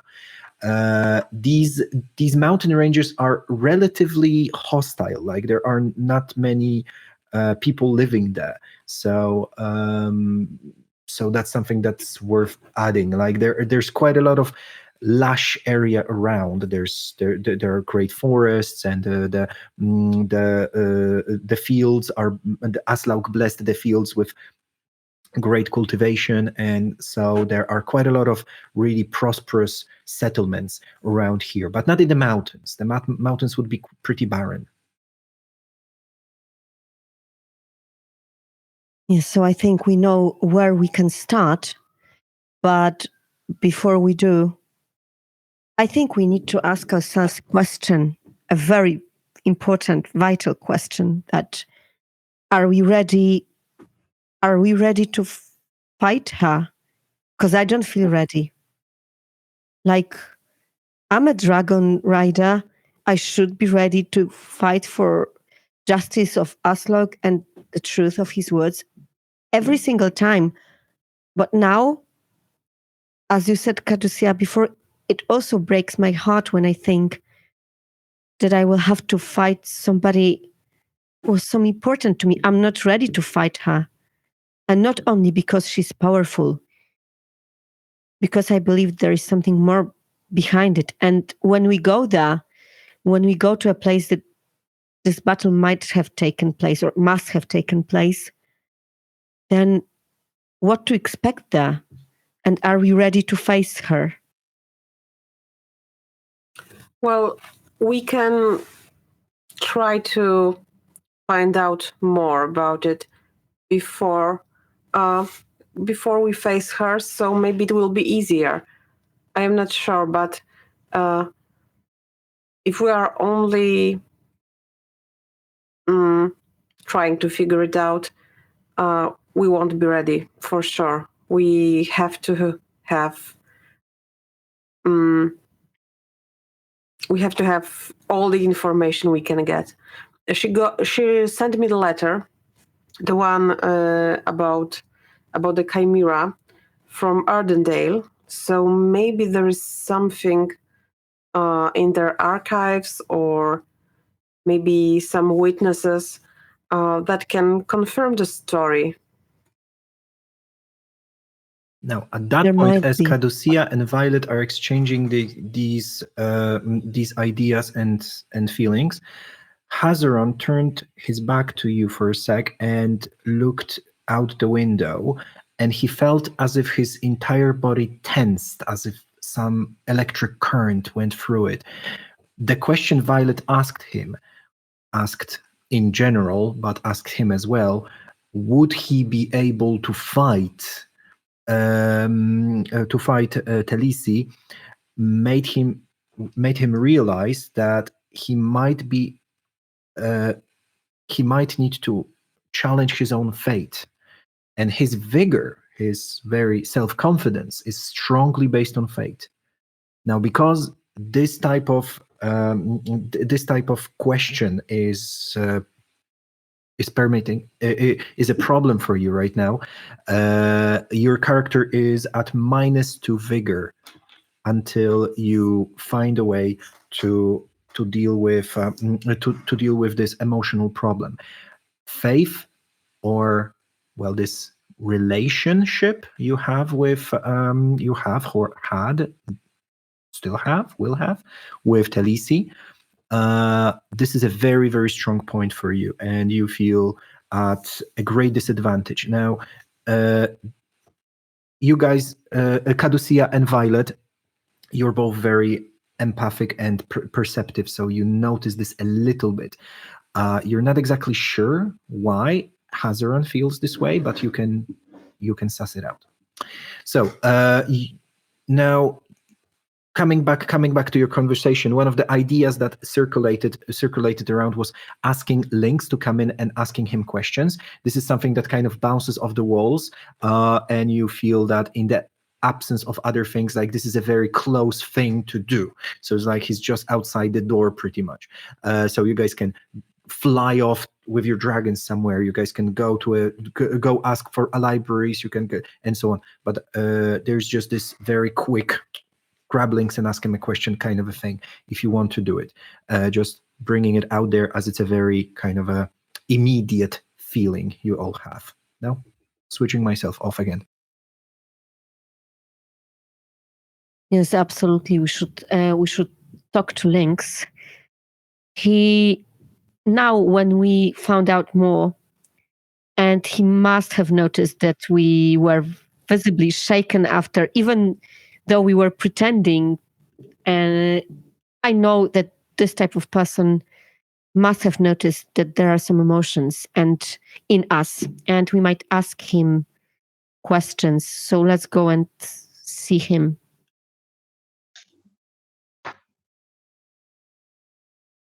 Right, guys? Is that what you want to do? Yes, definitely. All right. So Hazaron still looking out the window. Caducia and Violet kind of taking the lead on this. Now, as you open the door, you see one of your purple attendants, Suni. She's waiting.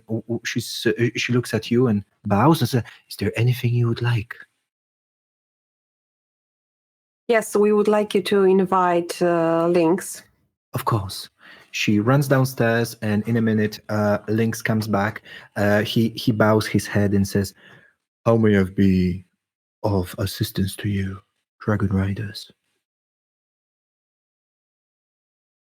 we have some questions and we hoped that you could provide us with answers. It is my pleasure. Please ask.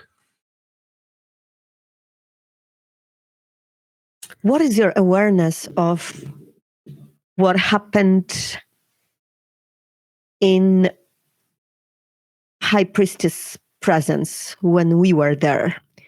And we need you to be honest with us right now. We know that you see and hear more than you say, but discretion is a good thing. But now there is something more going on, and we really need you to be honest with us. What do you know about the case? I was never considered trustworthy enough to be given any information about what you were to talk about with the High Priestess. I am but a low acolyte, but man obviously thinks, and I would only assume it's in relation to the blasphemy that your mentor has taken upon herself to do. So, As he mentions the blasphemy, Hazeron is unfrozen, still holding the letter. What was the accusation? oh, I do not know what she was accused of by the Seven, my lord, but I do know that killing a dragon is blasphemy itself. Whatever her transgressions may or may not have been before that fateful day, on that day she has committed 7 murders of dragon riders and 7 murders of dragons, and that, if I may be allowed to say, I do apologize, is the greatest crime anyone has committed for centuries. So those 7, were they part of the one wing or more? I'm like in the military introduction report situation style. Of course. As far as I know, they were 2 wings that met in the Castle Blarn, and from the went on to meet Talisi in the peaks of Claw, and I am not exactly sure why or what happened before, but both of those wings have been in Veseda or in the area or in its area for months before. They had been part of the retinue of orders, and they didn't venture outside of the empire's center for a while. So I do not, and as far as I know, Talisi hasn't been seen in this part of the empire for months, for long months, perhaps more than a year. So I would have been surprised if they met her before. But at the same time, this one, I do not know of any reason why Talisi would be found in the central province at all. As far as I know, she was seen in very remote provinces for months and years, even. But of course, this is not this. This is all I know on the topic.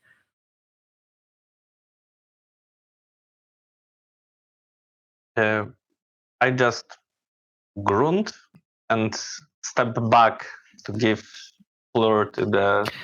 Caducia and Violet, you actually got the Yeah. feeling that Hazaran is going to strike down Lynx, and whatever your approach to this might be, but you kind of felt that he might actually murder him.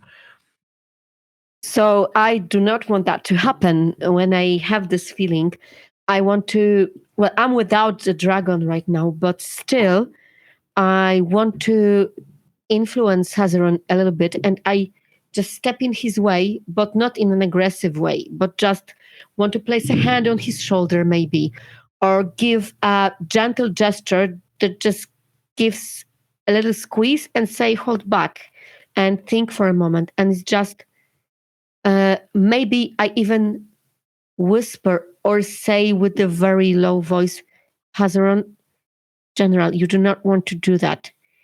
He only speaks what he knows.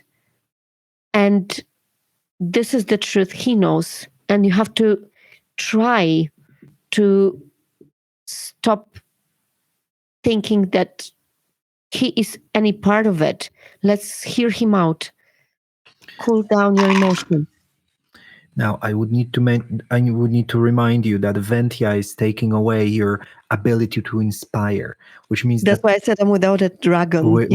which unfortunately made you sound a little bit childish and it's like very and human. you kind of feel like Hazaran might be a little bit even more irritated by that, but he seems to be in control. He's like a very kind of super ego kind of guy.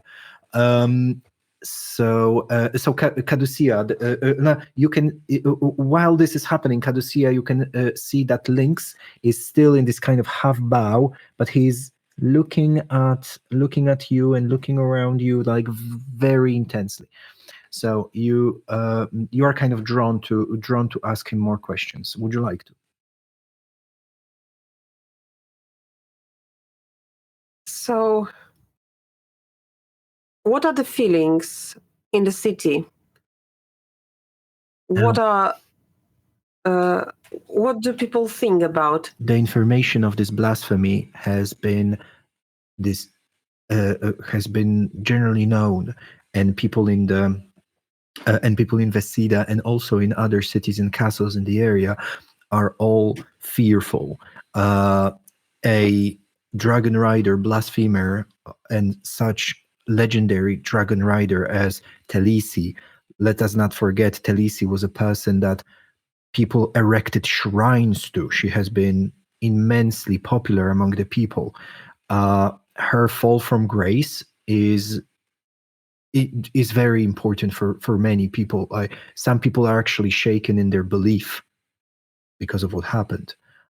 So as far as I know, some people of my order have been noting civil disobedience around this fact. Talisi has held sway with the common people, so to speak, although she hasn't been in Vesida for a long time, and she was immensely popular here, and now people are anxious and expect anything. Yeah, well, that's understandable. That when something like that happens, you doubt everything you believed so far. But you've been looking at us very intensely. And is it only because you are awaiting our questions, or are you looking for anything in particular to find inside these quarters? It is my or next to Axe. It is my and duty be honest. it is my duty to anticipate your needs. If there's anything I can do for you, I should become ready for it. So this was the reason why I was looking at you intensely. I apologize if it made you feel uneasy. It was not my intention. Your dedication is really touching, so you don't have to apologize. We just are in the middle of something that is really can be a world changing. How so? I mean, in what way? 7 dragon riders just died, and the blood of dragons has been spilled. And it doesn't happen every day. It's huge. And a reason for that might be that there has been some major mystery behind, maybe even, dare I say, Aslak himself. What kind of mystery, madam? And I hesitate, but finally I say what's in my mind, that every dragon has his rider, and Aslak had Ves, and Ves had many mysteries that he took with him. And our mentor has been trying to uncover some of them. You know the Grey Order, and you know a little bit about forbidden magic. So you tell us, how can that be connected to the slaughter that just happened? I do not understand the question, my lady. I wish I could help, but what do you mean? What should be connected to this blasphemy? What do you mean? Somebody does something so terrible that might be an influence of magic behind it, don't you think? You consider that perhaps the judgment of the seven was manipulated with magic, Or our mentor? or your mentor might have been manipulated with magic. Yes. I find this very improbable, but magic is a very powerful force. However, Vesida is the seat of the most powerful grey mages. It is my order's duty to safeguard the Empire from magic, and and I'm sure that our mages would be aware of magic use by magicians. These kind of things, they, well, I am no magician, but as far as I've been taught, these kind of things, they leave marks and they are felt by mages. So I would be very surprised to learn that magic was involved. And as much as it might be, I can't think of any magician powerful enough to control 7 dragon riders. Perhaps one, but as powerful as Talisi and Emberheart. Truly, Emberheart must be one of the most powerful dragons ever ridden. So it seems quite improbable to me. But then I am only an acolyte. If you wish to know more, perhaps you should consult one of the mages in my order. I'm sure they would be happy to talk to you. I would like to deduce what else might he know. How could he be helpful to us, and what can we ask him about? Because we have our questions. He says that he only knows something. Yes, he is helpful, but maybe there is something specific I could ask him about. Sure. I should remind you that deduction is the price of your bond with Aurora. So as Aurora is not with you, your deduction dice is only 2d6. You can use pool, of course, but your wing pool that you guys build up using our key grammar today. But your basic roll is just 2 dice. Am I using any additional dice? It's up to you. I mean, Do use it. This is important stuff. Use it. Okay. Use it. Yeah. sure. So 1 or We 2? have a lot. Yep. Your pool is now at 7. So how many Okay. dice would you like to use from the pool? 2. 2. So your pool is now at 5. I'm rolling 4, and we are at 2 success. So with 2 success, and I would say that you deduce that. Well, first of all, you remind yourself that this kind of this role that he's taking, which is your kind of advisor, is not something that is necessarily done. Not every visitor to the temple is given a gray acolyte as an advisor, so to speak, because this is the capacity he came in. Generally, here as much as anywhere. You have the violet, you have the purple acolytes and priests to do whatever you want and to be your advisors and whatever you need. The gray guys, they keep to themselves, so to speak, right? And so what you see is that you deduce that the fact that he's here is that it's probably connected to some other gray priests or monks that might be involved with your mission here. So perhaps they want to help you, perhaps they want to learn something about you, but it's not as like he's not like purple mages. He's not like purple acolytes. He's a player. That's what you deduce with these two successes, which means that you can use him in a way. You can play with him, or you can shun him out. But he's not just like a servant or anything. So let's play.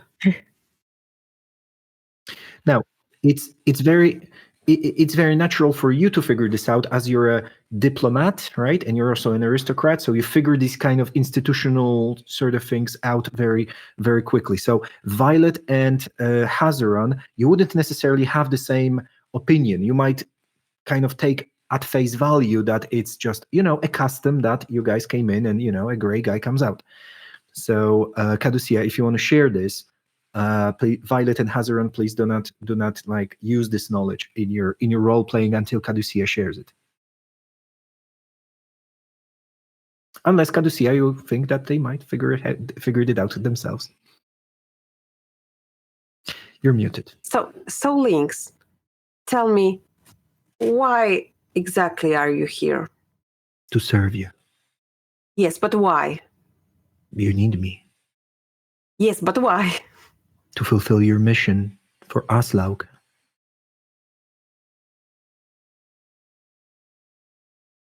How can you be the best of service in this mission for us? In any way I can. I give my life to you if I need to. We hope this is the sacrifice that will not be needed, but, and I look at Hazaron and Caducia, but let's be honest. Don't you have this strong feeling that Tennessee must have known that we will end up here? She must have seen it coming. Why would you say that, madam? I would not have expected this kind of things from the Sentinel. I do not know of any reason why she would expect you to be here. I was there. I was told you were in very different parts of the empire, and perhaps your interaction with Talisi was relatively limited in the last years. This is what I know. But perhaps I am mistaken here. I do not want to assume. It is, of course, a stuff of legends that Talisi, the legendary Talisi, only had 3 pupils, while some Dragon Riders have as much as 20 or 50 over their service. And the only 3 pupils, though, their names are known: the famous Mercurial Dance, the Affable Violet, the General Hazaron. People know of you as much as they know of Talisi, and which is one of the reasons why you also have there's a certain level of anxiety related to you in the streets of Vesida. But why would you say that Talisi would expect you to be here? Would she? If so, I have no knowledge of reasons for that. I can try to find out if you want me to. Do you want me to learn something and come back with it? Maybe it's Of course, it would be important if you found out about it, but maybe, well, you said just something that is even more important. We are the only known pupils of Talisi. You are the only pupils of Talisi. This Yes. much I know. Any dragon rider who wouldn't be anointed by the church and not known to the orders would be a blasphemer. So obviously you must be the only one, unless you want to say that Talisi made more blasphemies in the past. Exactly. So you would say that there is not a slightest chance that she might have had another disciples somewhere else that we do not know of, and who's been taking her time, because as you said, we haven't heard from her or seen her for a while. And when she sent us the messages, they were kind of mysterious, and she knew that somebody was up after her. She wouldn't say who, but is there any chance, from what you say now, there is no chance that she had any other pupils anywhere around? Am I right? Yes, I'm sure. I would never blaspheme to say that something else might have occurred. In relation to the messages you mentioned, my lady, I know nothing about any messages that you exchanged. If you want to, I can try to find out if perhaps there are if there's something related. What was in these messages? Or maybe are there any messages that haven't reached us and she wanted to send it to us before or in the meantime? That would be also interesting. Well, it is the White Order that deals with post in the Empire, so I could find out if you want me to.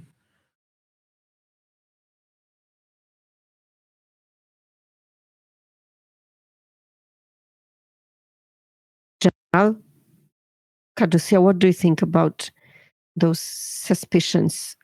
Because there are so many thoughts that my head is just spinning around. Perhaps I could be more of service if I know more. Hazaron smiles for this sneaky little snake.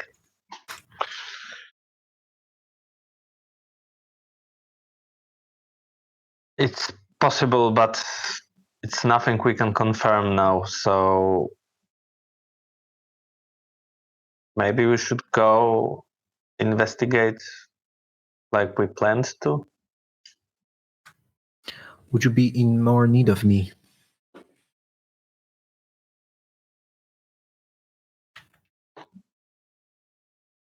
Do you need any more assistance from me? We certainly will. Yes. I think we are planning to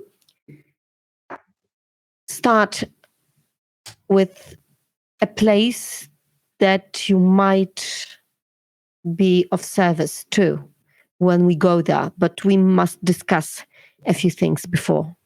We will let you know.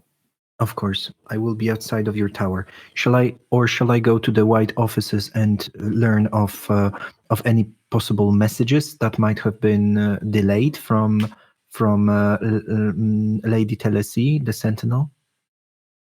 Maybe that would be a good idea. What do you think, Katusia?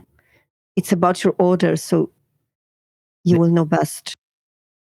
Lady Caducia, what do you think? Shall I? Yes, it might be a good idea.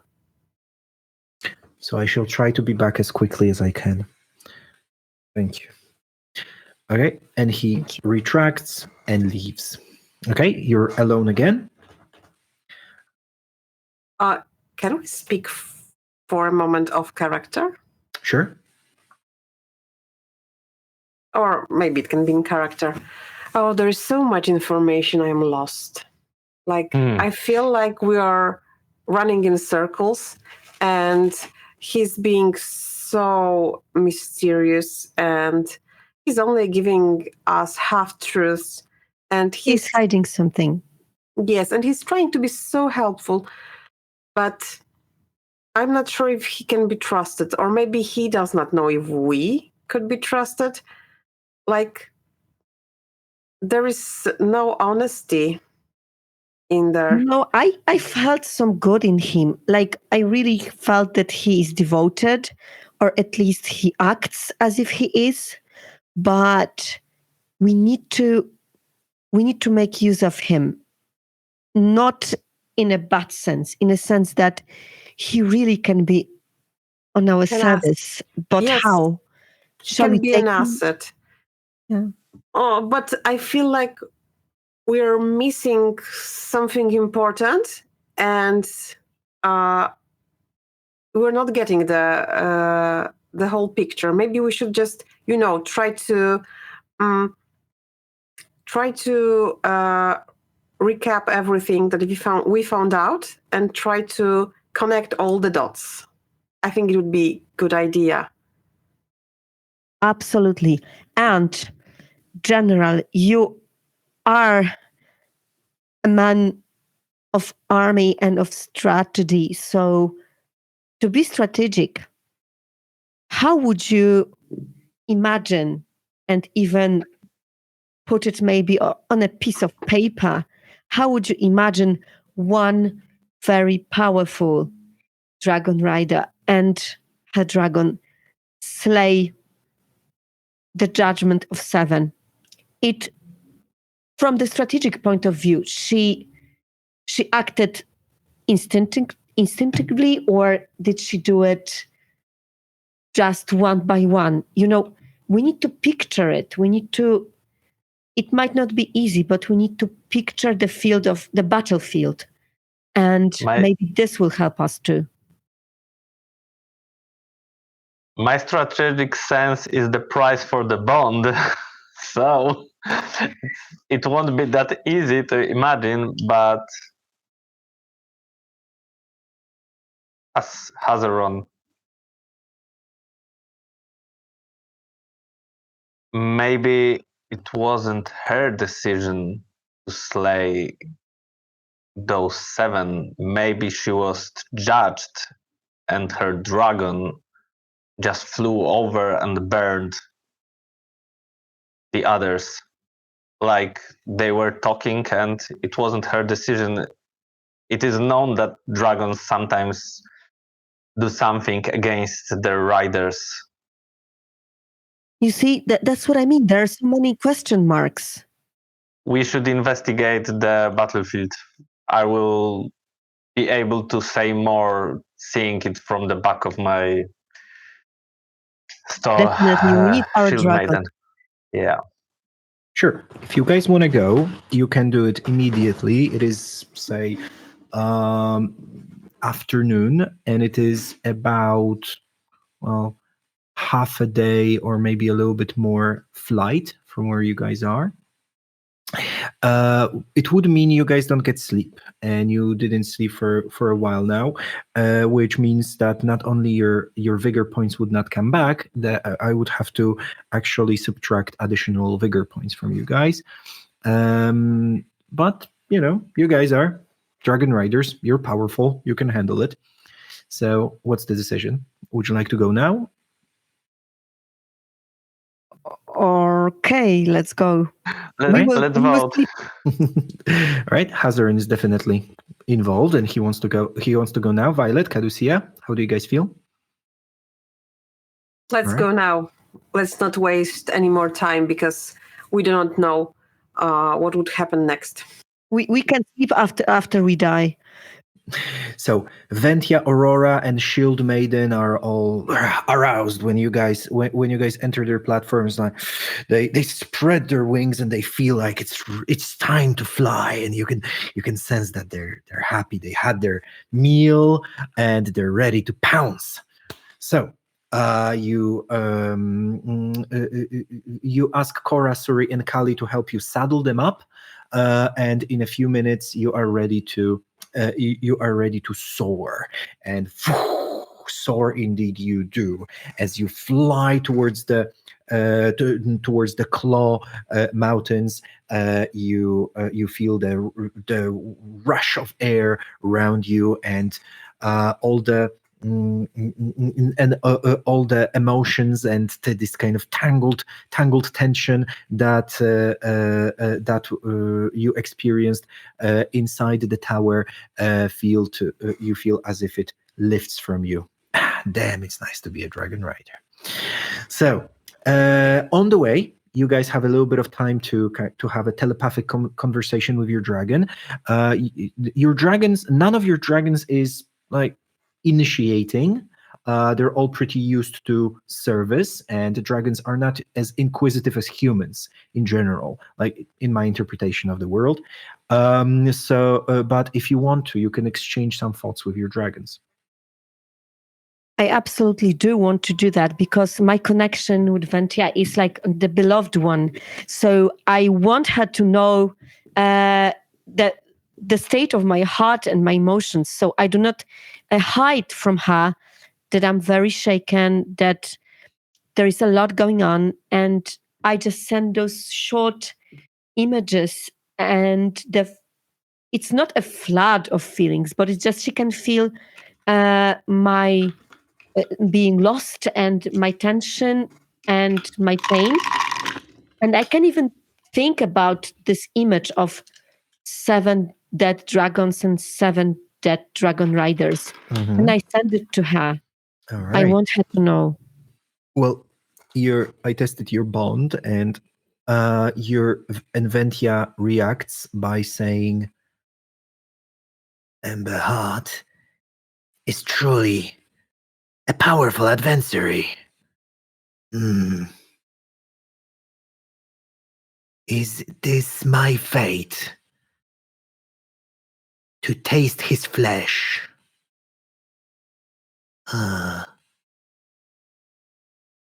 Exciting. I know you well, so I know that you will do what must be done. But I do not like it at all, the fact that we need to make this decision. And this is also like I think about it, yes, and she can feel that I admire her being a predator, and she's ready to do whatever it takes. But also I hope that she will find some inside peace if it's needed at the moment. Mm-hmm. Sure.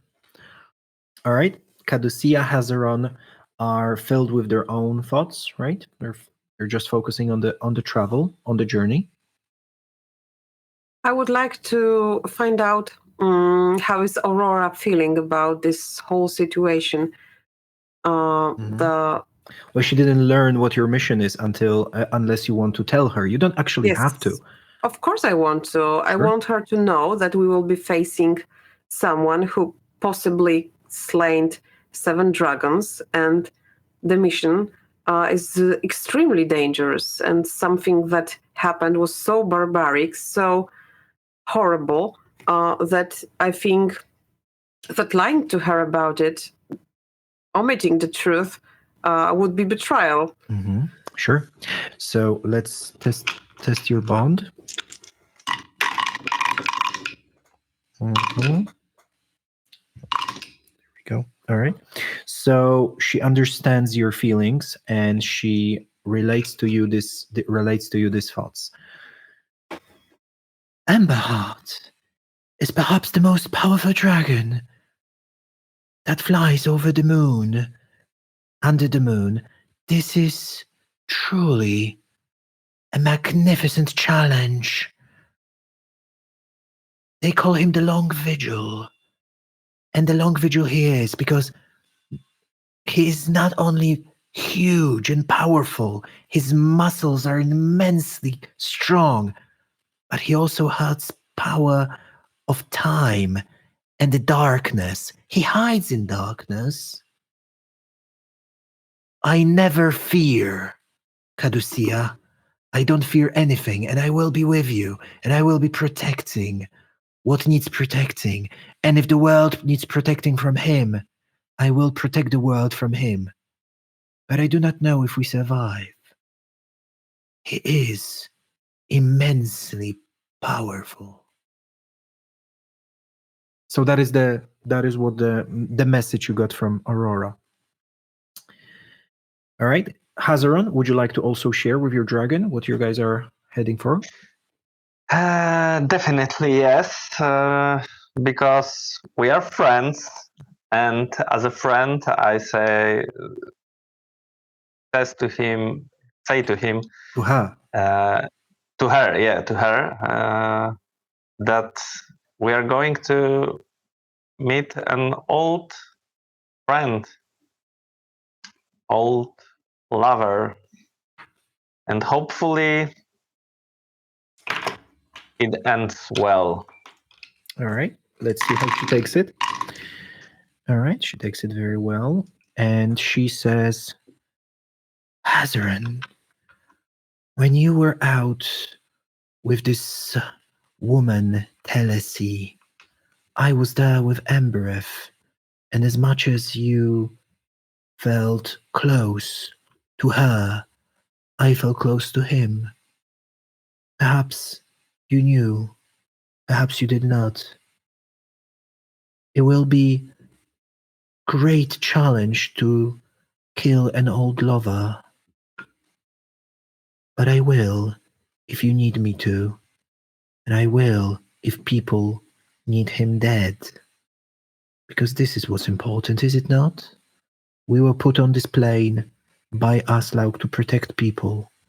Do not waver, my friend. We love them, but we will kill them if we need to. Right? And this is the question that remained unanswered. All right. So with these kind of exchanges, you fly towards the peaks. Now, luckily, the purple acolytes were clever enough to put some food in your saddles so that you guys could. Could eat something on the way because you were really hungry. You had nothing to eat on the ground. You are used to eating in the sky, though, and flying together made you feel like a wing. Each of you have their own wing and have had their own adventures, but there you are together. You know, maybe by the design of Aslaug himself, in such a difficult journey, in such a difficult mission, but together nevertheless. And this sense of camaraderie is sneaking into you, and you kind of feel responsible for one another. Now, with these feelings, you arrive over the peaks of Claw. The early morning is just rising. Now you flew through most of the night, through all through the night, and now the sun is slowly raising, and you can see morning mists just swirling in between the peaks. They look like an immense serpent coiling under the peaks and moving and moving with gusts of air. The raising temperature is slowly moving, is slowly making it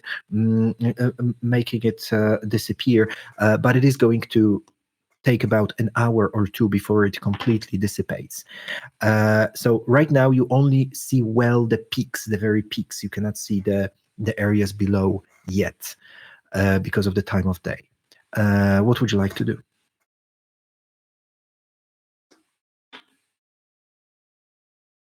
I think I like. Okay, go on. You were. I thought that I will circle the area and survey the grounds to find the battlegrounds. Mm-hmm. Sure. So let's test your perceptivity. That would be 4d6 plus 1d8. Shall I roll? Yes, of course. Sure. That will be 1, 6, and 1, 1. So with 1, 6, you have no idea where the battle took place. It is a very large area, and the early morning and the mist doesn't help. You also rolled the dragon? Yes. Dice? The dragon dice rolled a 1. Yeah. Okay. Mm-hmm. Yeah. All right. Caducia, Violet?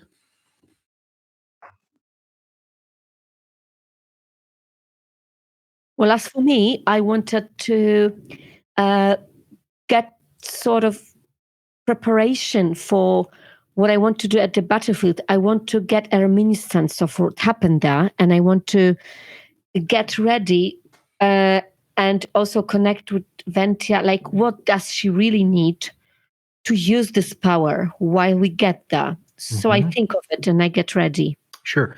Well, Ventia tells you that she needs to touch something that you guys that you want her to have a vision of.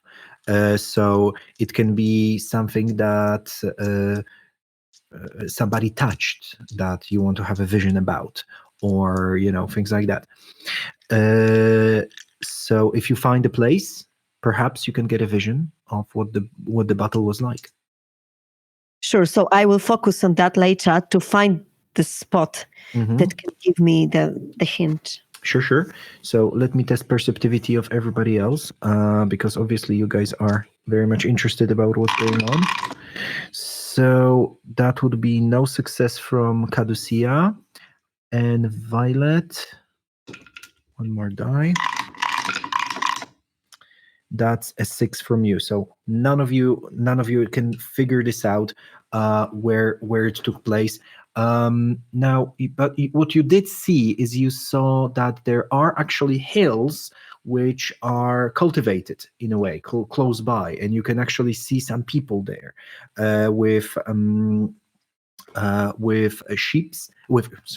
with sheep, and it's a pretty far away, but there is like this one particular thing you noticed. Now, also from this height, you can see the coastline. You can see actually the castle Blarn in the distance. Vesida is not very. You can't see Vesida very well, but it's there in the horizon. So we can see the area. The part of sea coast that you see from here, you can see that there's quite a lot of traffic. There are many ships going from Dunloop to Ordendale.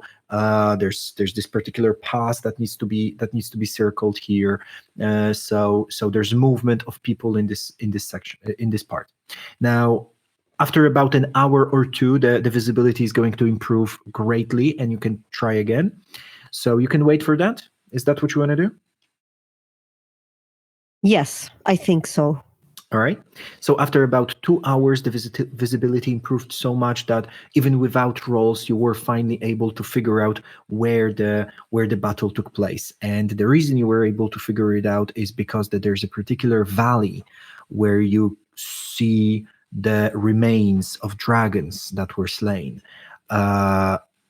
Unfortunately, some of them are still there. You can see people around there. You can see purple and gray monks that have actually set up a little bit of a settlement of tents around them, and so that the dragon carcasses are well, taken care of, and this is a place where you can see the dead bodies.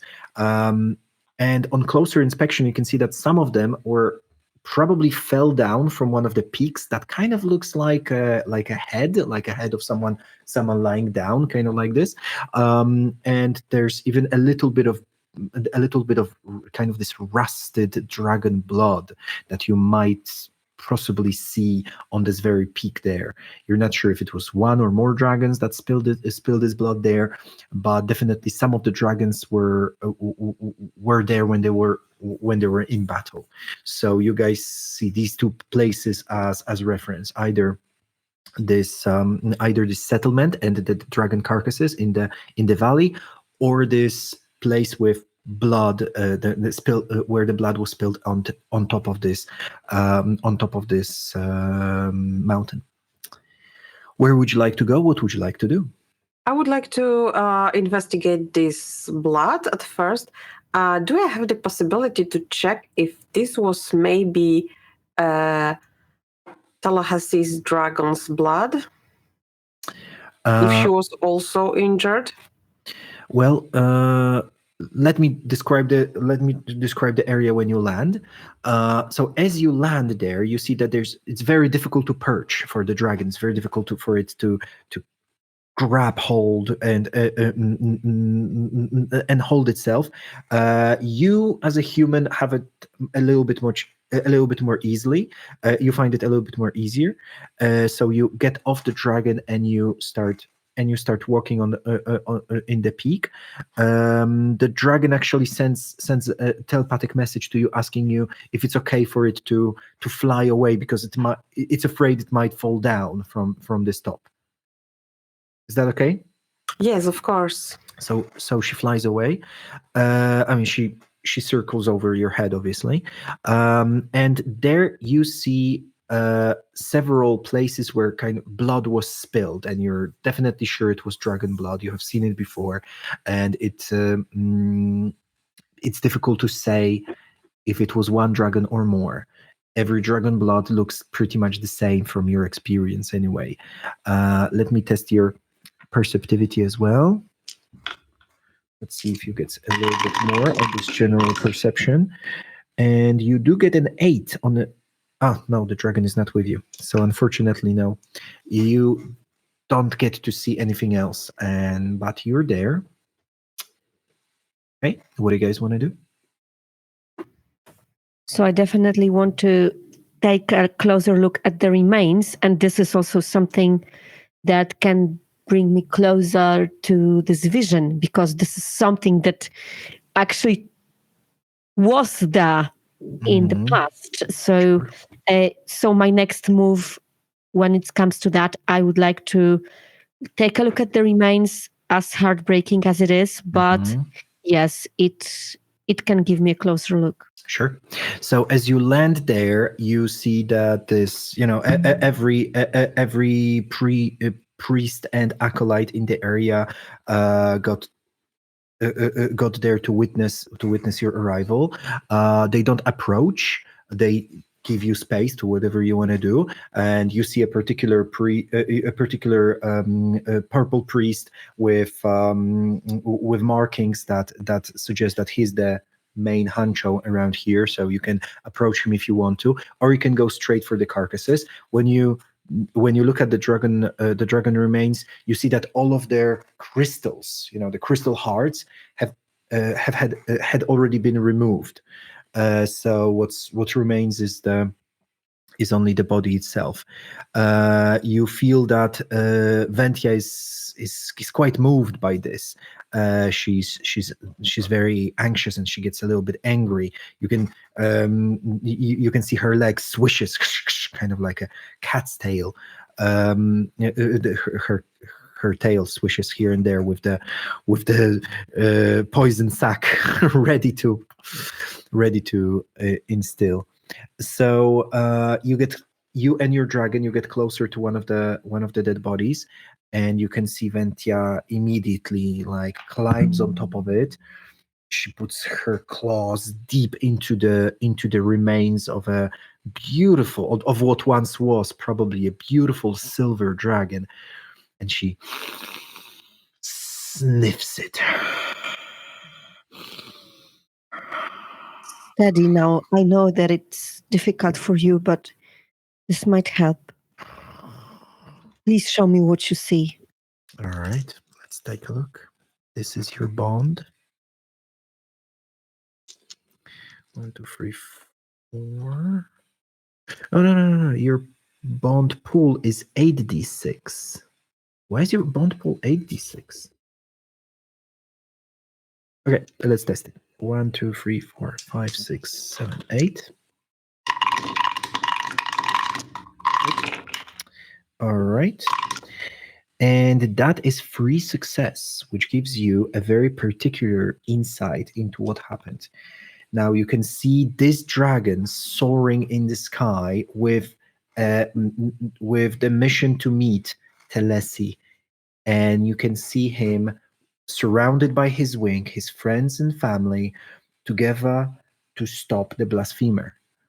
Then you get another glimpse of when you are suspended in the air, and the whoosh of the whoosh of the wings is making it almost impossible to hear the words that humans are yelling at each other. And you can see Emberheart, this huge dragon, like we're talking like largest of the large. They're so large that his rider is actually sitting on its neck rather than on its back.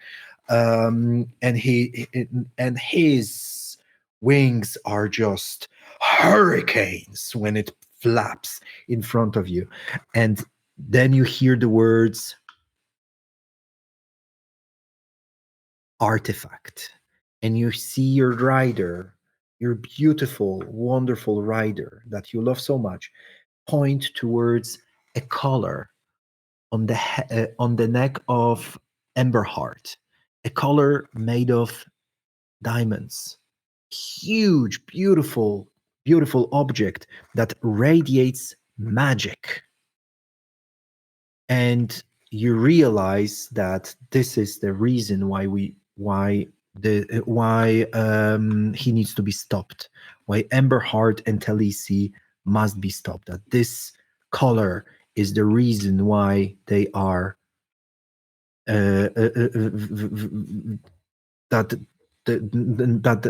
your wing decided to stop them before they do something terrible. And then you see yourself falling from the sky, after having been ripped, after having part of your chest ripped by claws of Emberheart. And then there's darkness. And when Ventia reaches that point, she spits fire into the sky, and we must fly. Get on my back. I catch my breath. This was an overwhelming vision, and probably whoever was near me could see that something big is going on. And I try to climb on Ventia's back because I agree we must fly. And my hand, like my as other soon hand, as you were able to grab on, she launches into the air just so fast. I'm following on the back of the Shield Maiden. Yeah, when I noticed this, I also call Aurora, and we are following them. Mm-hmm. So you see Ventia just kind of like taking a long circle around the place where the battle took place, and you Violet feel that she as like a hound, like a dog that caught a scent of its prey, is just going. Is just trying to catch these elements, these tiny morsels of ether, of magical energy, of this color. The color, like that, you can actually feel how her crystalline heart is becoming enlarged. It's becoming a source of pain for your dragon when she launches towards Veseda. Suddenly, you feel that Ventia is catching a scent of this magical object, and she feels that it can be found back in the capital city. Now, she's really angry, and she's in this very animalistic state right now. She doesn't exchange, conversations with you. Generally, dragons don't do that. They're alien. They're not like humans. And now the frame of mind she's in, she's very much like a predator. She wants to go back to Veseda to find these crystals. Now you might want to stop her. It would require you to roll for bond, or you can follow it on. Caducia and Hezeron are right now flanking you, so you guys can talk as well.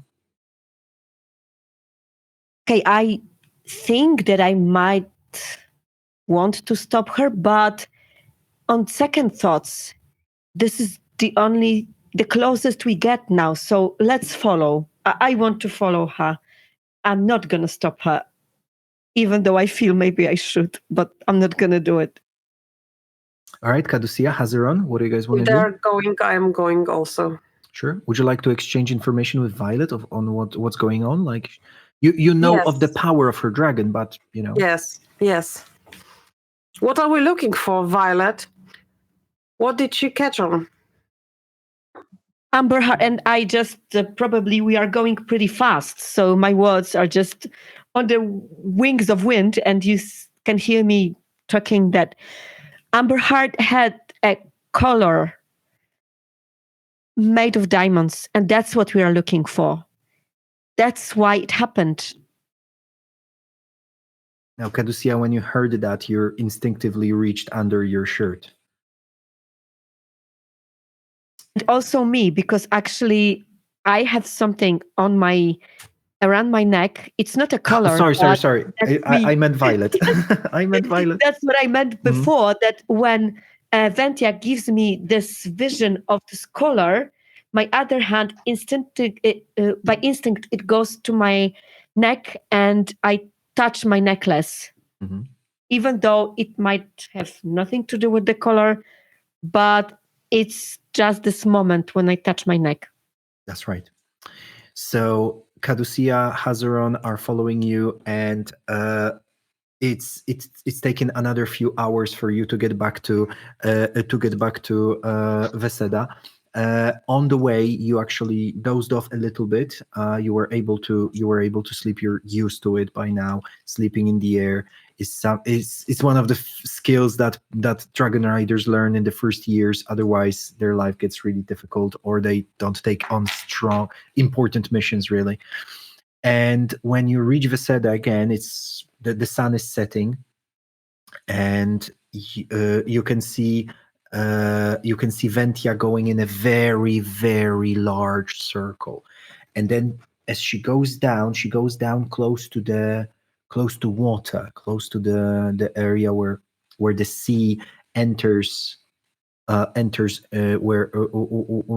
the city, and eventually she lands on water. She's able to float, and she raises this huge wave around her. Aurora and Shield Maiden are taking circles around her, but eventually they also land. So now we've got 3 floating dragons at the outset of the port in Veseda.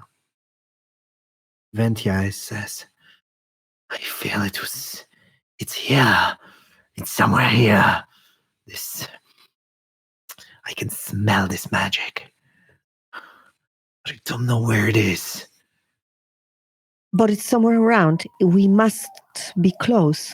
I lost it. What do you guys want to do?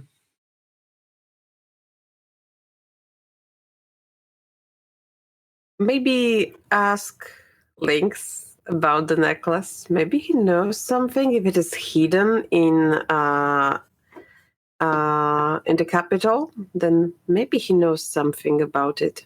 You can definitely go back to the tower and find out. Yeah, I don't think we have skills to find it on our own right now. I have insight. Maybe I could roll to get Absolutely. some deduction, and we have like huge team pool. Exactly. You've got a pool level of 6 right now, so you can spend it now. So inside in Hazeron's insight is 6d6 plus 1d8. And insight is about looking around and trying to figure out elements that kind of work together. And deduction, your deduction is and your deduction is 5d6 plus 4d8 because your deduction is also part of strategy and things like that. So you can definitely use that to your advantage here.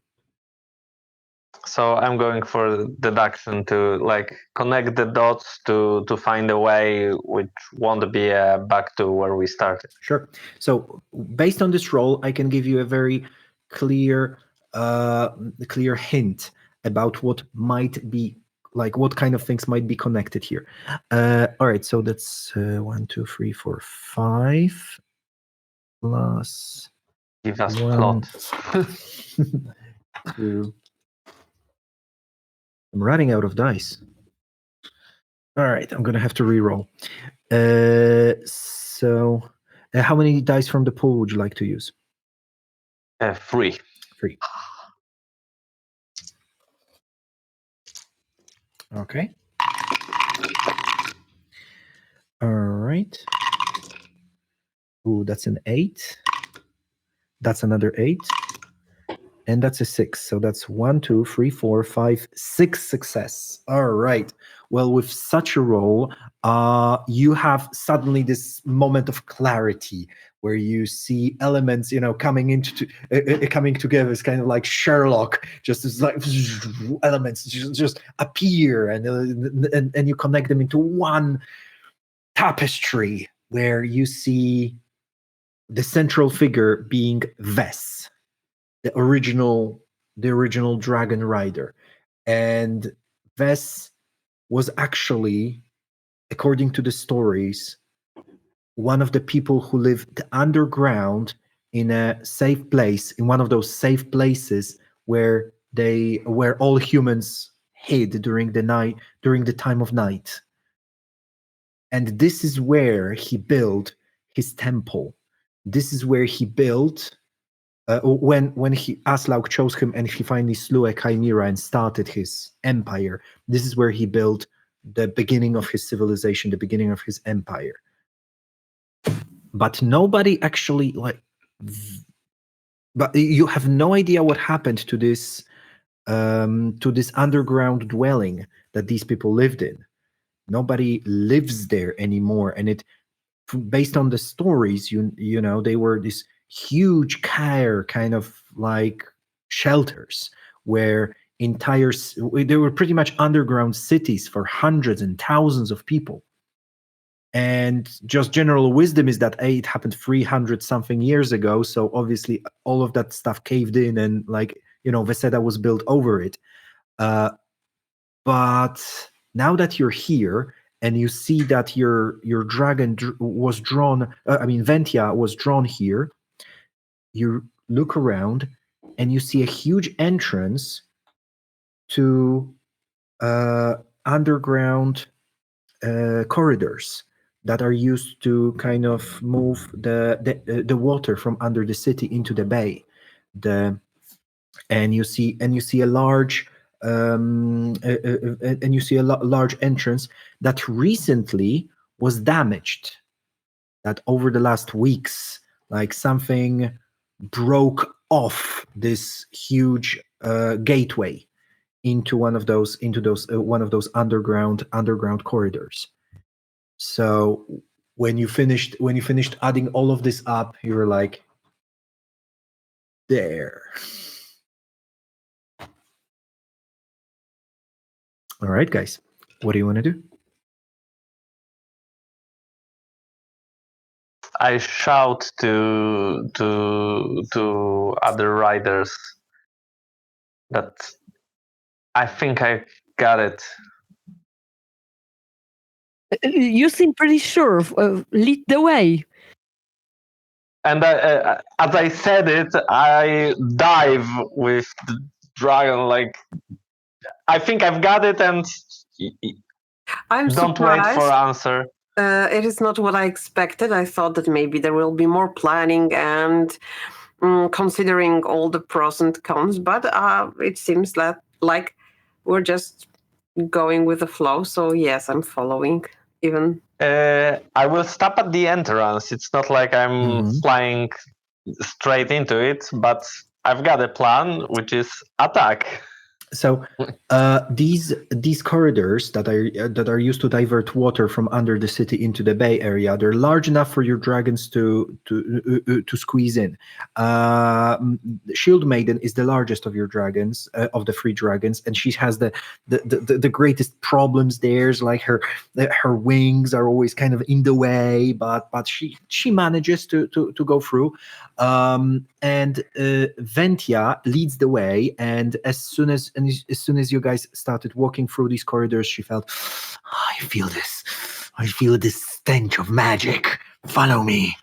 And she goes, as fast as she can in this space, towards deeper parts of the of the structure that doesn't seem to be regularly used or maintained.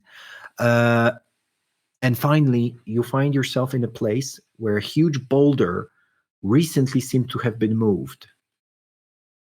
And under the boulder, you see an entrance, a beautiful brass door that was carved by people hundreds or maybe thousands of years ago. This kind of metal work that was used on it seems pre-night era. It seems that perhaps it was perhaps even magic was used in creating it, because it's just so beautiful and at the same time sturdy and also withstood test of time so well. And you see that it also was recently opened and not closed, as if someone was waiting inside. Now, as you get close to the entrance to the underground city under Vasida, where perhaps the most powerful dragon rider alive and also the most deadly blasphemer ever alive perhaps might be waiting, we must cut and say, who knows what might happen next? We might know. We'll see.